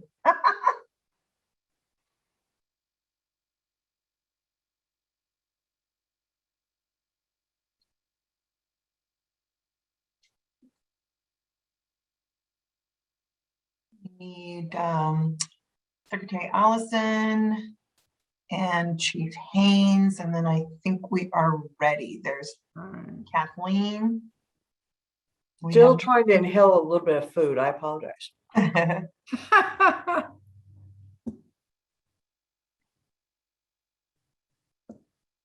It was slightly clunky because our agenda item was a little late. So, trying to go back and forth, it was, without it in my binder was, the chair's not that bright, you know that, right?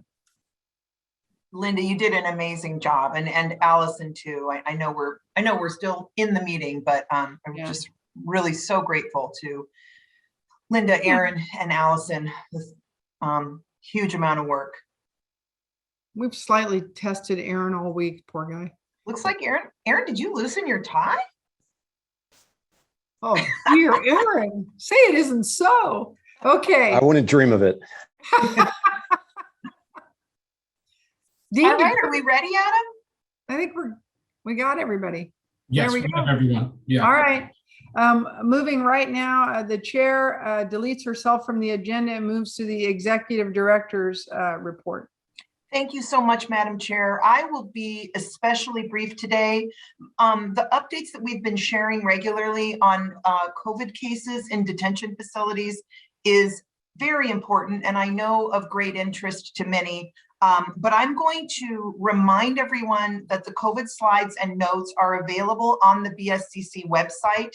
And I think for those who are regular participants in these meetings, you're familiar with the data sets that we share. So I'm going to just move into highlights. And also, I'm going to see if I remember what Sean reminded me of earlier today about how best to share screen. Can someone give me a verbal yes, if you can see that? Got it. Okay, thanks, Linda. Again, please take any time you may wish to read through this updated data report. Shout out to Michael Lee, our fantastic research analyst who puts this work together every single week.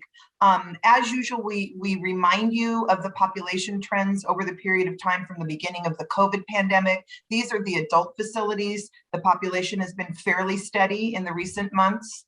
And this, let me see here, page down. Come on now, there we go. This slide zooms in on the period of time over which we've been collecting COVID data. The numbers are just a little bit lower than at our last report to the board. Statewide, total of 60,000 people in county jails. Here's where I think there are a couple of interesting things to point out.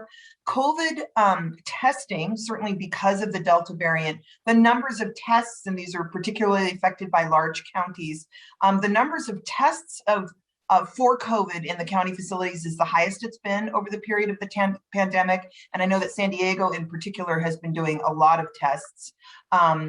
The better news from my perspective is that the confirmed positive cases are not as high as at the peak. They have, however, moved up, certainly reflective of the the Delta variant, to higher levels than we have been seeing in recent months. And I know that that's of concern. This is the positivity rate of detained people. So the positivity rate certainly was higher back at the end of 2020, but has climbed up in the recent weeks, and the number of hospitalizations. The way to read this bar chart is to know that this is each instance of a report of hospitalization, even though the public health protocols don't allow us to know what the number is between 1 and 10, but each count of a report of hospitalizations is here. So in the most recent week that we're reporting, there were statewide 4 new hospitalizations for COVID. This is the juvenile facility data. Again, the overall population trend going back to the beginning of the pandemic, the numbers plummeted at the beginning and have stayed relatively close to the 2,000 mark for many months. This is the zoom in on the population statewide in county facilities over the last about 14 months since we started the data collection.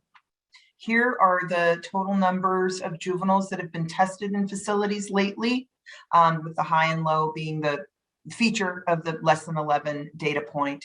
And we can have confidence that the number is probably quite a bit closer to 7 confirmed positive cases statewide. Still a bit of an increase and of concern. Here is the positivity rate. And because of the lowness of the numbers, this bounces around quite a bit, but a relatively low positivity rate seems likely based on the numbers in the facilities. And that is the very fast review of the COVID data in the county facilities. And I just have a couple of other additional very quick updates for you, which is that back in April, this board requested or approved a staff recommendation to put together a survey of counties and affected people and families about costs and fees that are imposed by facilities in connection with juvenile detention. I want to thank David Steinhardt in particular. He's been on a couple of drafting conversations with Casey Warmoth from our research staff. We expect to have that survey out in the field by the end of September. Please check back if you're interested in responding to the survey. And we intend to have that survey open for at least 3 weeks. So please check back late September, early October to respond to a survey on costs and fees in juvenile detention facilities. Just very few more items. We are interested in recruiting people to serve on executive steering committees connected to CalVIP, the Violence Intervention and Prevention Grant, as well as the Adult Reentry Grant. Later today, we're going to have the formation of another executive steering committee on Prop 47. For any and all people who might be interested and on this call, please go to the BSCC website to the ESC button and find out more about how you can participate on an executive steering committee. Very important to our grant work, and we appreciate your interest. Finally, we are conducting right now a survey to get input from stakeholders and other interested parties about updates to the spending priorities in the Burn JAG grant. We are hoping to wrap that data collection up by Friday, September 24th, and you can find a link to the JAG survey on the BSCC homepage. Finally, we completed the legislative report to reflect the last legislative actions. That report is in your materials, and then of course the 30-day signing period is now running, in which the governor will sign or veto all the bills that had come to him at the end of session. I'm happy to take any questions that you may have, Madam Chair, and I also want to just, again, give my appreciation to the board for all of your participation and engagement on that extremely important item that we spent the first many hours of this meeting on. Any questions, Madam Chair? None from me. Any from the board members? No. You did great. And so quick. Just out there for you. And because he hasn't had enough to do today, there's a legal update from Aaron. Thank you, Madam Chair. I don't think I have any particular items to update on. However, I want to flag agenda item E for both our local government employees and Ms. Kumpion, that we're going to be looking at establishing the Prop 47 ESC committee. If your county or city or CBO wishes to participate in obtaining Prop 47 funds, we'd ask you to recuse when we get to that agenda item. Thank you. And Chair Penner, just when you thought you'd heard the last from me, I had intended to mention, but forgot to do so. Board members, please look at the proposed dates for our 2022 meetings and notify Adam right away if you have any conflicts with those meetings. We're going to ask for your approval on consent of the proposed schedule. So I hope you've had the chance to review those. Comment, let's check the religious holidays for that calendar this year, please. Thank you, David. That's really important. Adam and I will do that. Sheriff Groudon? Yeah, and I'll recuse myself on D. It's probably not necessary, but I do have obviously run a facility that's listed there. So when the time comes. Okay. All right. Moving on, I think we're to consent items. If you have a moment, please review items A, B, and C under the consent portion of this agenda.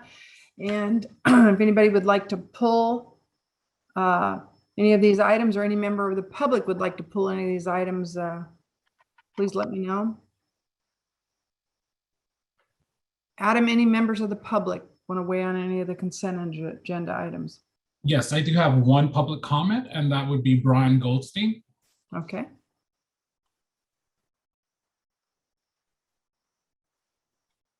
Brian? Are you out there, Brian? I am, yes. I actually wanted to speak on the executive director's COVID update. Yeah, great. Okay, thank you. So good afternoon. My name is Brian Goldstein with the Center on Juvenile and Criminal Justice.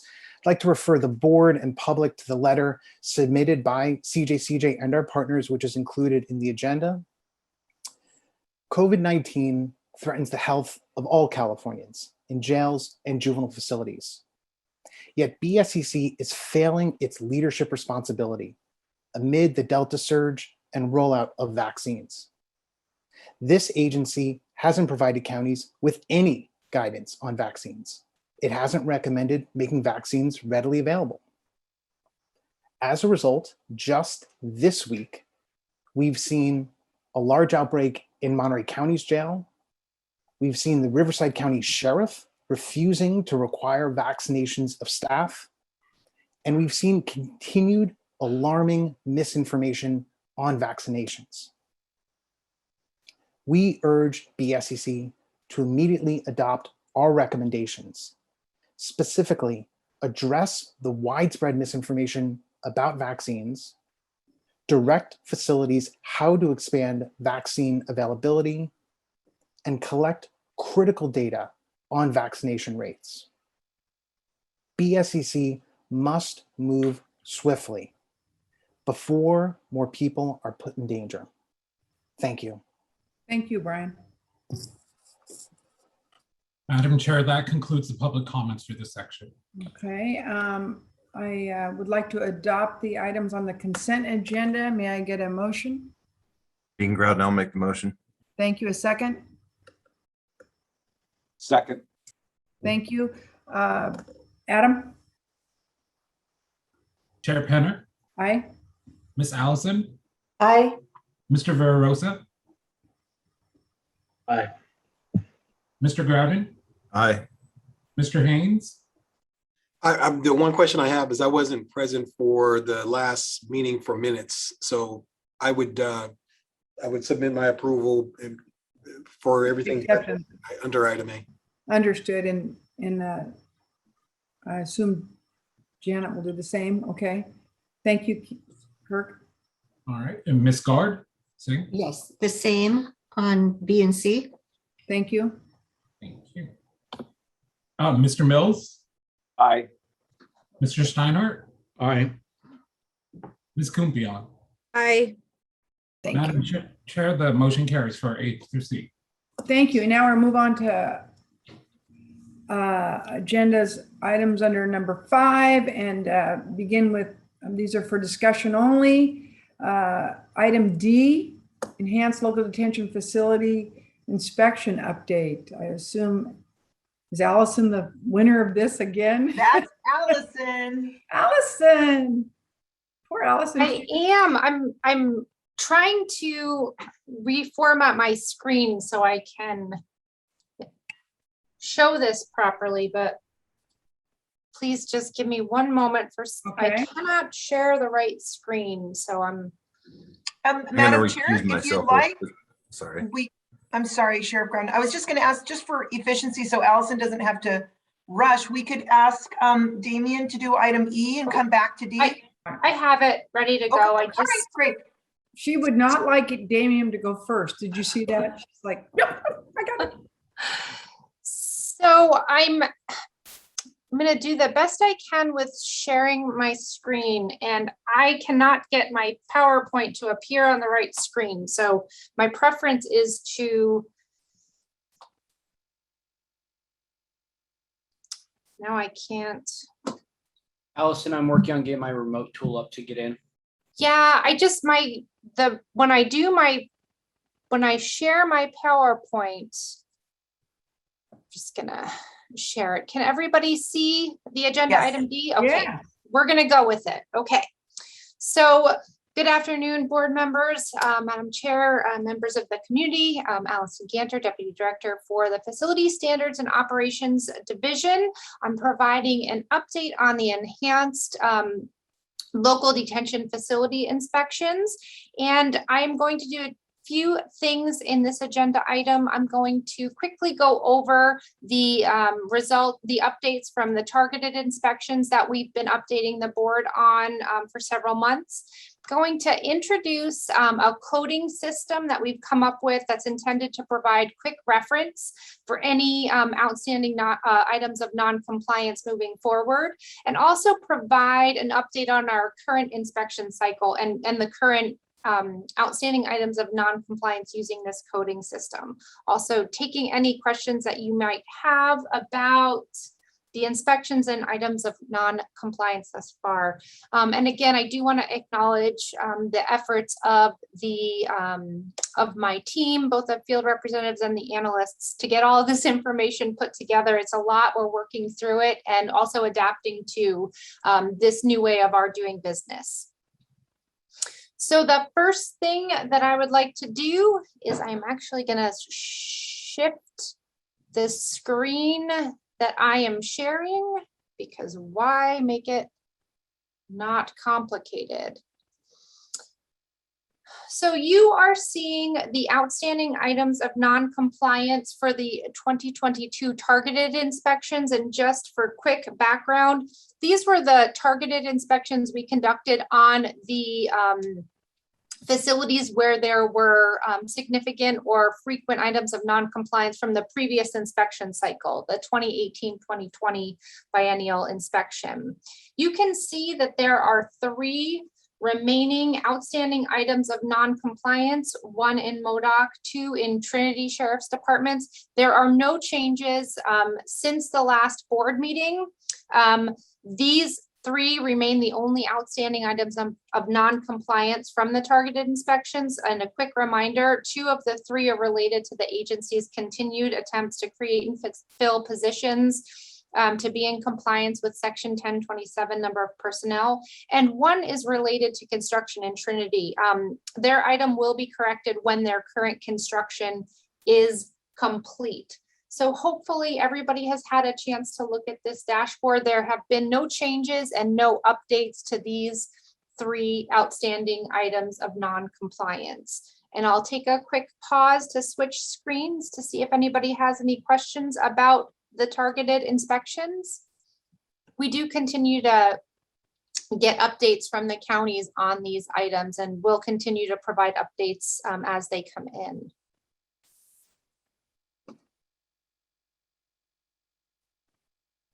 And I'll switch quickly over back to the PowerPoint. And I would like to talk now about a color coding system that we are going to use so we can have quick reference on the outstanding items of non-compliance for the current inspection cycle, which is the 2022 inspection cycle. So as we've been working through items of non-compliance, they're falling into one of four categories in general. So the color code that we're going to use, and you'll see it live on the sheet in just a moment here. If the agency is marked as green, they are currently in the corrective action plan process, but they haven't moved beyond the initial 90 days where they have to develop a corrective action plan and eventually correct the item. So if you see green, that is what's going on with that agency. The yellow is indicating that it's been more than 90 days since the initial inspection report. So they've submitted a corrective action plan. They're starting to work through corrective action.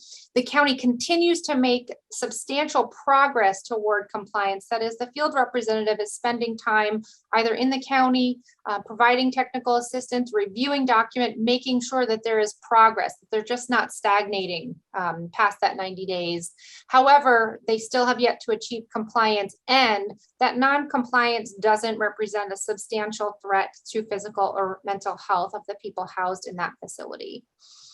The gray is pending compliance. The agency has updated policy, procedures, forms, and/or documentation, but final compliance must still be determined during follow-up inspection to verify the proper implementation of the corrective policies, procedures, forms, and/or documentation. And this non-compliance does not represent a substantial threat to physical or mental health of the people housed in the facilities. And finally, the red can mean one of five things. Non-compliance represents a substantial threat to physical or mental health of people housed in the facility. We haven't heard back from the agency at all since the initial inspection report. No corrective action plan has been received by the BSCC, or the agency hasn't taken corrective action, or it's been more than 90 days since the initial inspection report. And unlike those other two, the yellow and the gray, the agency has not made substantial progress toward correction. So I'm going to show you a few things. The first is, before we get into the individual items of non-compliance from this inspection cycle, is a snapshot of the counties that have been inspected so far this cycle and where they fall in this color coding system. So these are all of the counties. The ones that are shaded, Sierra County and Alpine County, don't have county jails, type 2 facilities in their counties. And where you see a green means either they're still within 90 days if they had an item of non-compliance, or they had no items of non-compliance in that in the inspection. You can see the counties that remain in that the yellow, they're moving toward compliance, or in gray, they have an item of non-compliance, but the BSCC staff need to verify the implementation of that corrective action plan. So just a quick glance here, over 50% of our counties have been inspected, our adult facilities have been inspected. We're about halfway through the inspection cycle, so this tracks. And just to give you a quick overview, and we'll continue to update this chart so you can follow along the progress that the inspectors are making. I'm going to switch my screens one more time so I can show you the current outstanding items of non-compliance. So switching gears from the overall view, this is the chart that we have been sharing at each board meeting, where you can see where an initial item of non-compliance has been found, how long it has been since the initial inspection report, and that's when the agency has noted that there is an item of non-compliance, and then again that corresponding code in addition to comments and staff recommendation. So the first thing that I want to do is note some important updates. In the original board report, we note that Lake and Lassen County Sheriff's Departments had outstanding items of non-compliance that were progressing toward completion. I'm pleased to report that as of today, both agencies have successfully corrected those items of non-compliance, and they've dropped off the outstanding items of non-compliance dashboard. They've moved to the corrected list, and I'll show you that in a minute. And a huge shout out to Sheriff Brown in Lassen County, who accomplished this while dealing with the extreme fire danger and staff that are stretched really thin. So that is an accomplishment there. So over to this chart on your screen, no new agencies have been added to this list since the last board update in June. Like I said, Lake County and Lassen County Sheriff's Departments have dropped off this list. You can see for Kern and for Modoc and for Butte, they are all continuing to progress through their corrective action plan. And BSCC staff have been in continued communication with those agencies. And we're also noting any mitigation plans related to these items of non-compliance. There had been some questions about Butte County and their progress toward compliance at a recent board meeting, and you will note that the agency is limiting the use of administrative segregation, and monitoring required programs and rights are being provided to people housed at the facility. This item is directly related to the lack of appropriate space at the facility and will be corrected with construction that is slated to be completed. The other remaining item is related to sanitation and maintenance. And while the agency is still waiting for new padding for their sobering cell, which is delayed due to COVID, the cell does remain usable and is safe for use. So we believe that all of the items on the current list do not represent a substantial threat to physical or mental health. And we do not recommend that the board request these sheriffs to appear for the yellow noted items. For the gray noted items for the Santa Clara facilities and the Mariposa County facilities, again, they are pending compliance, but the issue is impacted because of an outside issue that the agency is working toward, or in the case of Mariposa, they've updated their policy and procedure, but there hasn't been a use of restraint since the inspection for us to verify, similar to what we had been talking about in Los Angeles. And we will continue to monitor all of these items and provide regular updates at board meetings.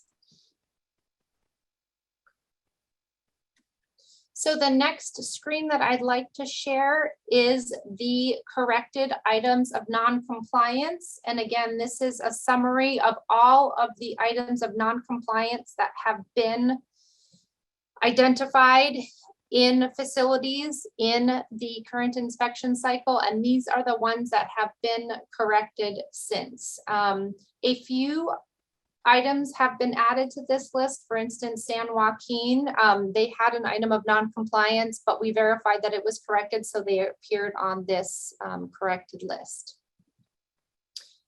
So BSCC staff is requesting that the board approve our recommendation to not request the sheriffs to appear in this updated 2022 biennial inspection outstanding items of non-compliance and status list, and allow staff to continue to provide regular updates to the board. And I'm happy to take any questions from board members. Allison, you want to stop screen sharing and we'll get, get a view of everybody? Yes. So back to the board on this item. No questions, no comments. Okay. This is a discussion item. Are we going to vote or do we just adopt? I mean, you're asking us to let it go forward without anybody appearing before the board. Correct. Okay. Yes. All right. All right. Then I don't need a motion or a second. I'm now asking for public comment on this item. Adam? We have one public comment. Give me 1 second. Okay. Latecomer.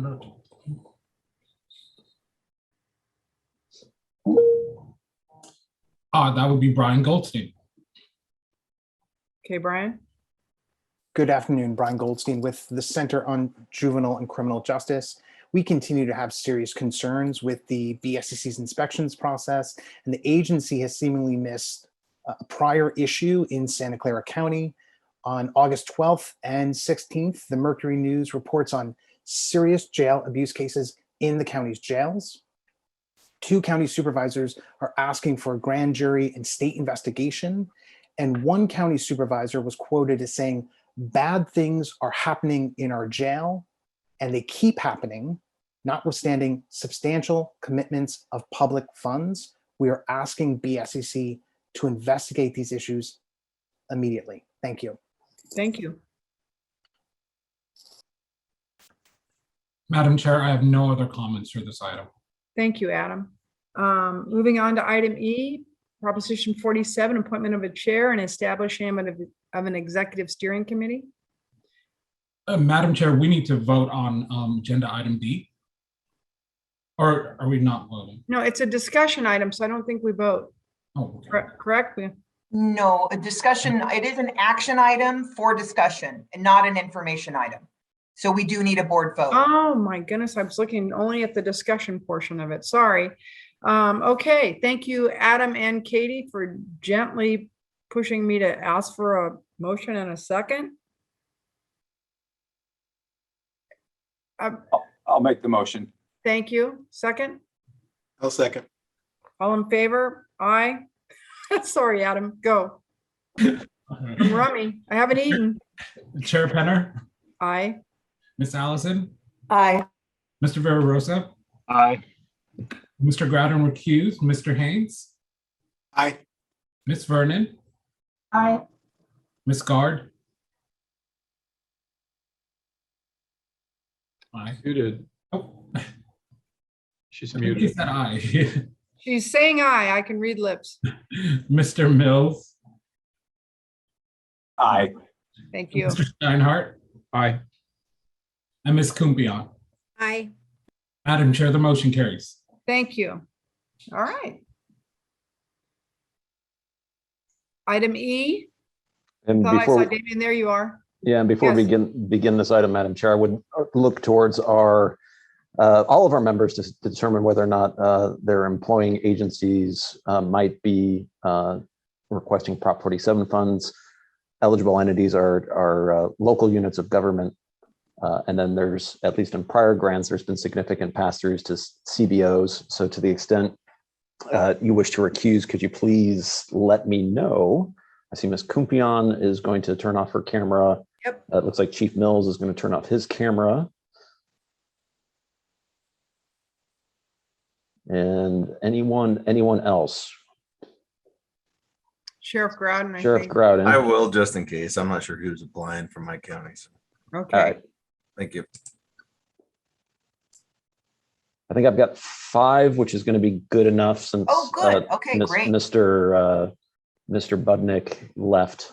So majority of those present, and I think that is a majority of those present. So Perfect. Great. Okay. Damien, I know I've said Damien 3 times now, but I really mean it this time. Aaron, do we still have a quorum here? we're not going to notice the absence of a quorum, and the people are still here, so we can conduct the business. They're just recusing themselves for purposes of the item. So we won't notice the potential absence of a quorum, and then it's majority of those voting and present. So we can proceed. All right. Admittedly, it's the 4th time, Damien, but go, Damien. Aaron's kicking out all my people. I don't know. All right, fantastic. 1 second. All right. Well, good afternoon, Madam Chair and board members. My name is Damien Renaud, Field Representative with the Corrections Planning and Grants Program Division, and I am happy to present Agenda Item E. This agenda item requests board approval of the Proposition 47, Cohort 3, establishment of the Executive Steering Committee, and appointing of a chair. The ESC will be responsible for developing a request for proposal and later rating the proposals submitted for Cohort 3 funding. As you're aware, Proposition 47 was a voter-approved initiative on the November 2014 ballot. Its purpose is as follows. The Safe Neighborhoods and Schools Act helps to ensure that prison spending is focused on violent and serious offenses. The BSEC is responsible for administering a grant that provides mental health and substance use disorder treatment services for people who have been system involved. Please reference, move down here, please reference attachments E1 and E2 for additional information about Prop 47. The BSEC anticipates that in fiscal year 2021, approximately 75.3 million will be available for competitive awards, of which 5% can be allocated for administrative costs. Additionally, fiscal year 2022-23, the BSEC anticipates receiving a similar amount in the annual deposit, approximately 75.7 million. After accounting for administrative costs, this means that Cohort 3 will have approximately 142.5 million available for Prop 47 grants. In addition, any unspent funds from the first Proposition 47 cohort will be added to the final total award for the third Prop 47 grant period. In consultation with the appointed chair, staff will establish an ESC that is diverse in professional and lived experience, geography, gender, and demographics. The ESC composition will reflect the relevant stakeholder experience as required by Assembly Bill 1056. An ESC recruitment link will be added to the BSEC website by tomorrow. The proposed activities and the tentative timeline necessary to administer a competitive RFP process are provided in the board report. The Prop 47 team appreciates the board support in previous grant programs and welcomes the opportunity to administer a new cohort. I also want to mention that our research team is planning a presentation for the November board meeting about the experiences of the Cohort 1 grantees. This concludes my presentation, and I am available for any questions. Thank you, Damien. Anything from the board? Any questions? I'm really pleased to say that we do have somebody to chair this executive steering committee, and it may be a first in the board's history that we swore in the person and gave them an executive steering committee on the same day, but that's what we've done. Janet Gard, I appreciate you agreeing to do this. I'm absolutely confident that it will be something that you do easily, and I am pleased to tell you that staff will make it as expedient as they possibly can for you. So thank you in advance for doing that. Well, thank you. Damien's already been in touch, so good. I appreciate the opportunity. I think it will be very rewarding, and I hope that we are able to bring good things back to the board. Thank you. You know, when we say this to everybody, I've said it to Kirk, and I know I said it to Janet, and we will say it to Supervisor Chavez. These are big jobs, but staff makes it feel relatively easy. So I'm pleased, and I promise you the same. I promise everybody. So off we go. We have to establish that committee. It's going on the website tomorrow. We're certainly looking for participants to help us transparently and with a great deal of diversity move this agenda item forward. So do we need a vote? Yes, we do. So here we go. Move approval. Thank you. Second? Second. Thank you. Adam? Madam Chair, we need public comment, but we do not have any. So we need, well, then we don't need it, Adam. See, you misspoke. Thank you. I knew that. All right. Chair Penner. Aye. Miss Allison. Aye. Mr. Verarosa. Aye. Mr. Haynes. Aye. Miss Vernon. Aye. Miss Gard. Aye. Mr. Mills recused. Mr. Steinhardt. Aye. And Ms. Kumpion recused. Madam Chair, the motion carried. Thank you. Thank you. You may invite the recused members back. And we're on to item 6 of the agenda, which is public comment. And at this point in the meeting, anyone who would like to comment on an item that was on or is not on the agenda, this is your opportunity to do so. I will ask you to limit your remarks and ask Adam where we stand in terms of public comment. Madam Chair, at this time, I have no raised hands or anyone in the email box. Thank you, Adam. With that said, it's been a long 5 hours and I appreciate everybody's hard work. These were weighty, heavy issues that deserved a great deal of consideration before we took action. And I appreciate everybody's attendance and attention. Anybody on the board like to say anything before we adjourn? No, it's been a long one, but thank you, Linda, for managing it the way you did.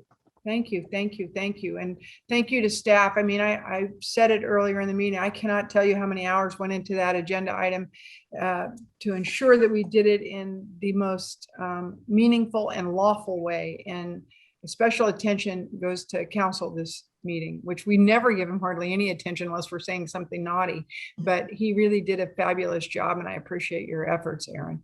So to everyone, goodbye, and we'll see you November 18th, 2021.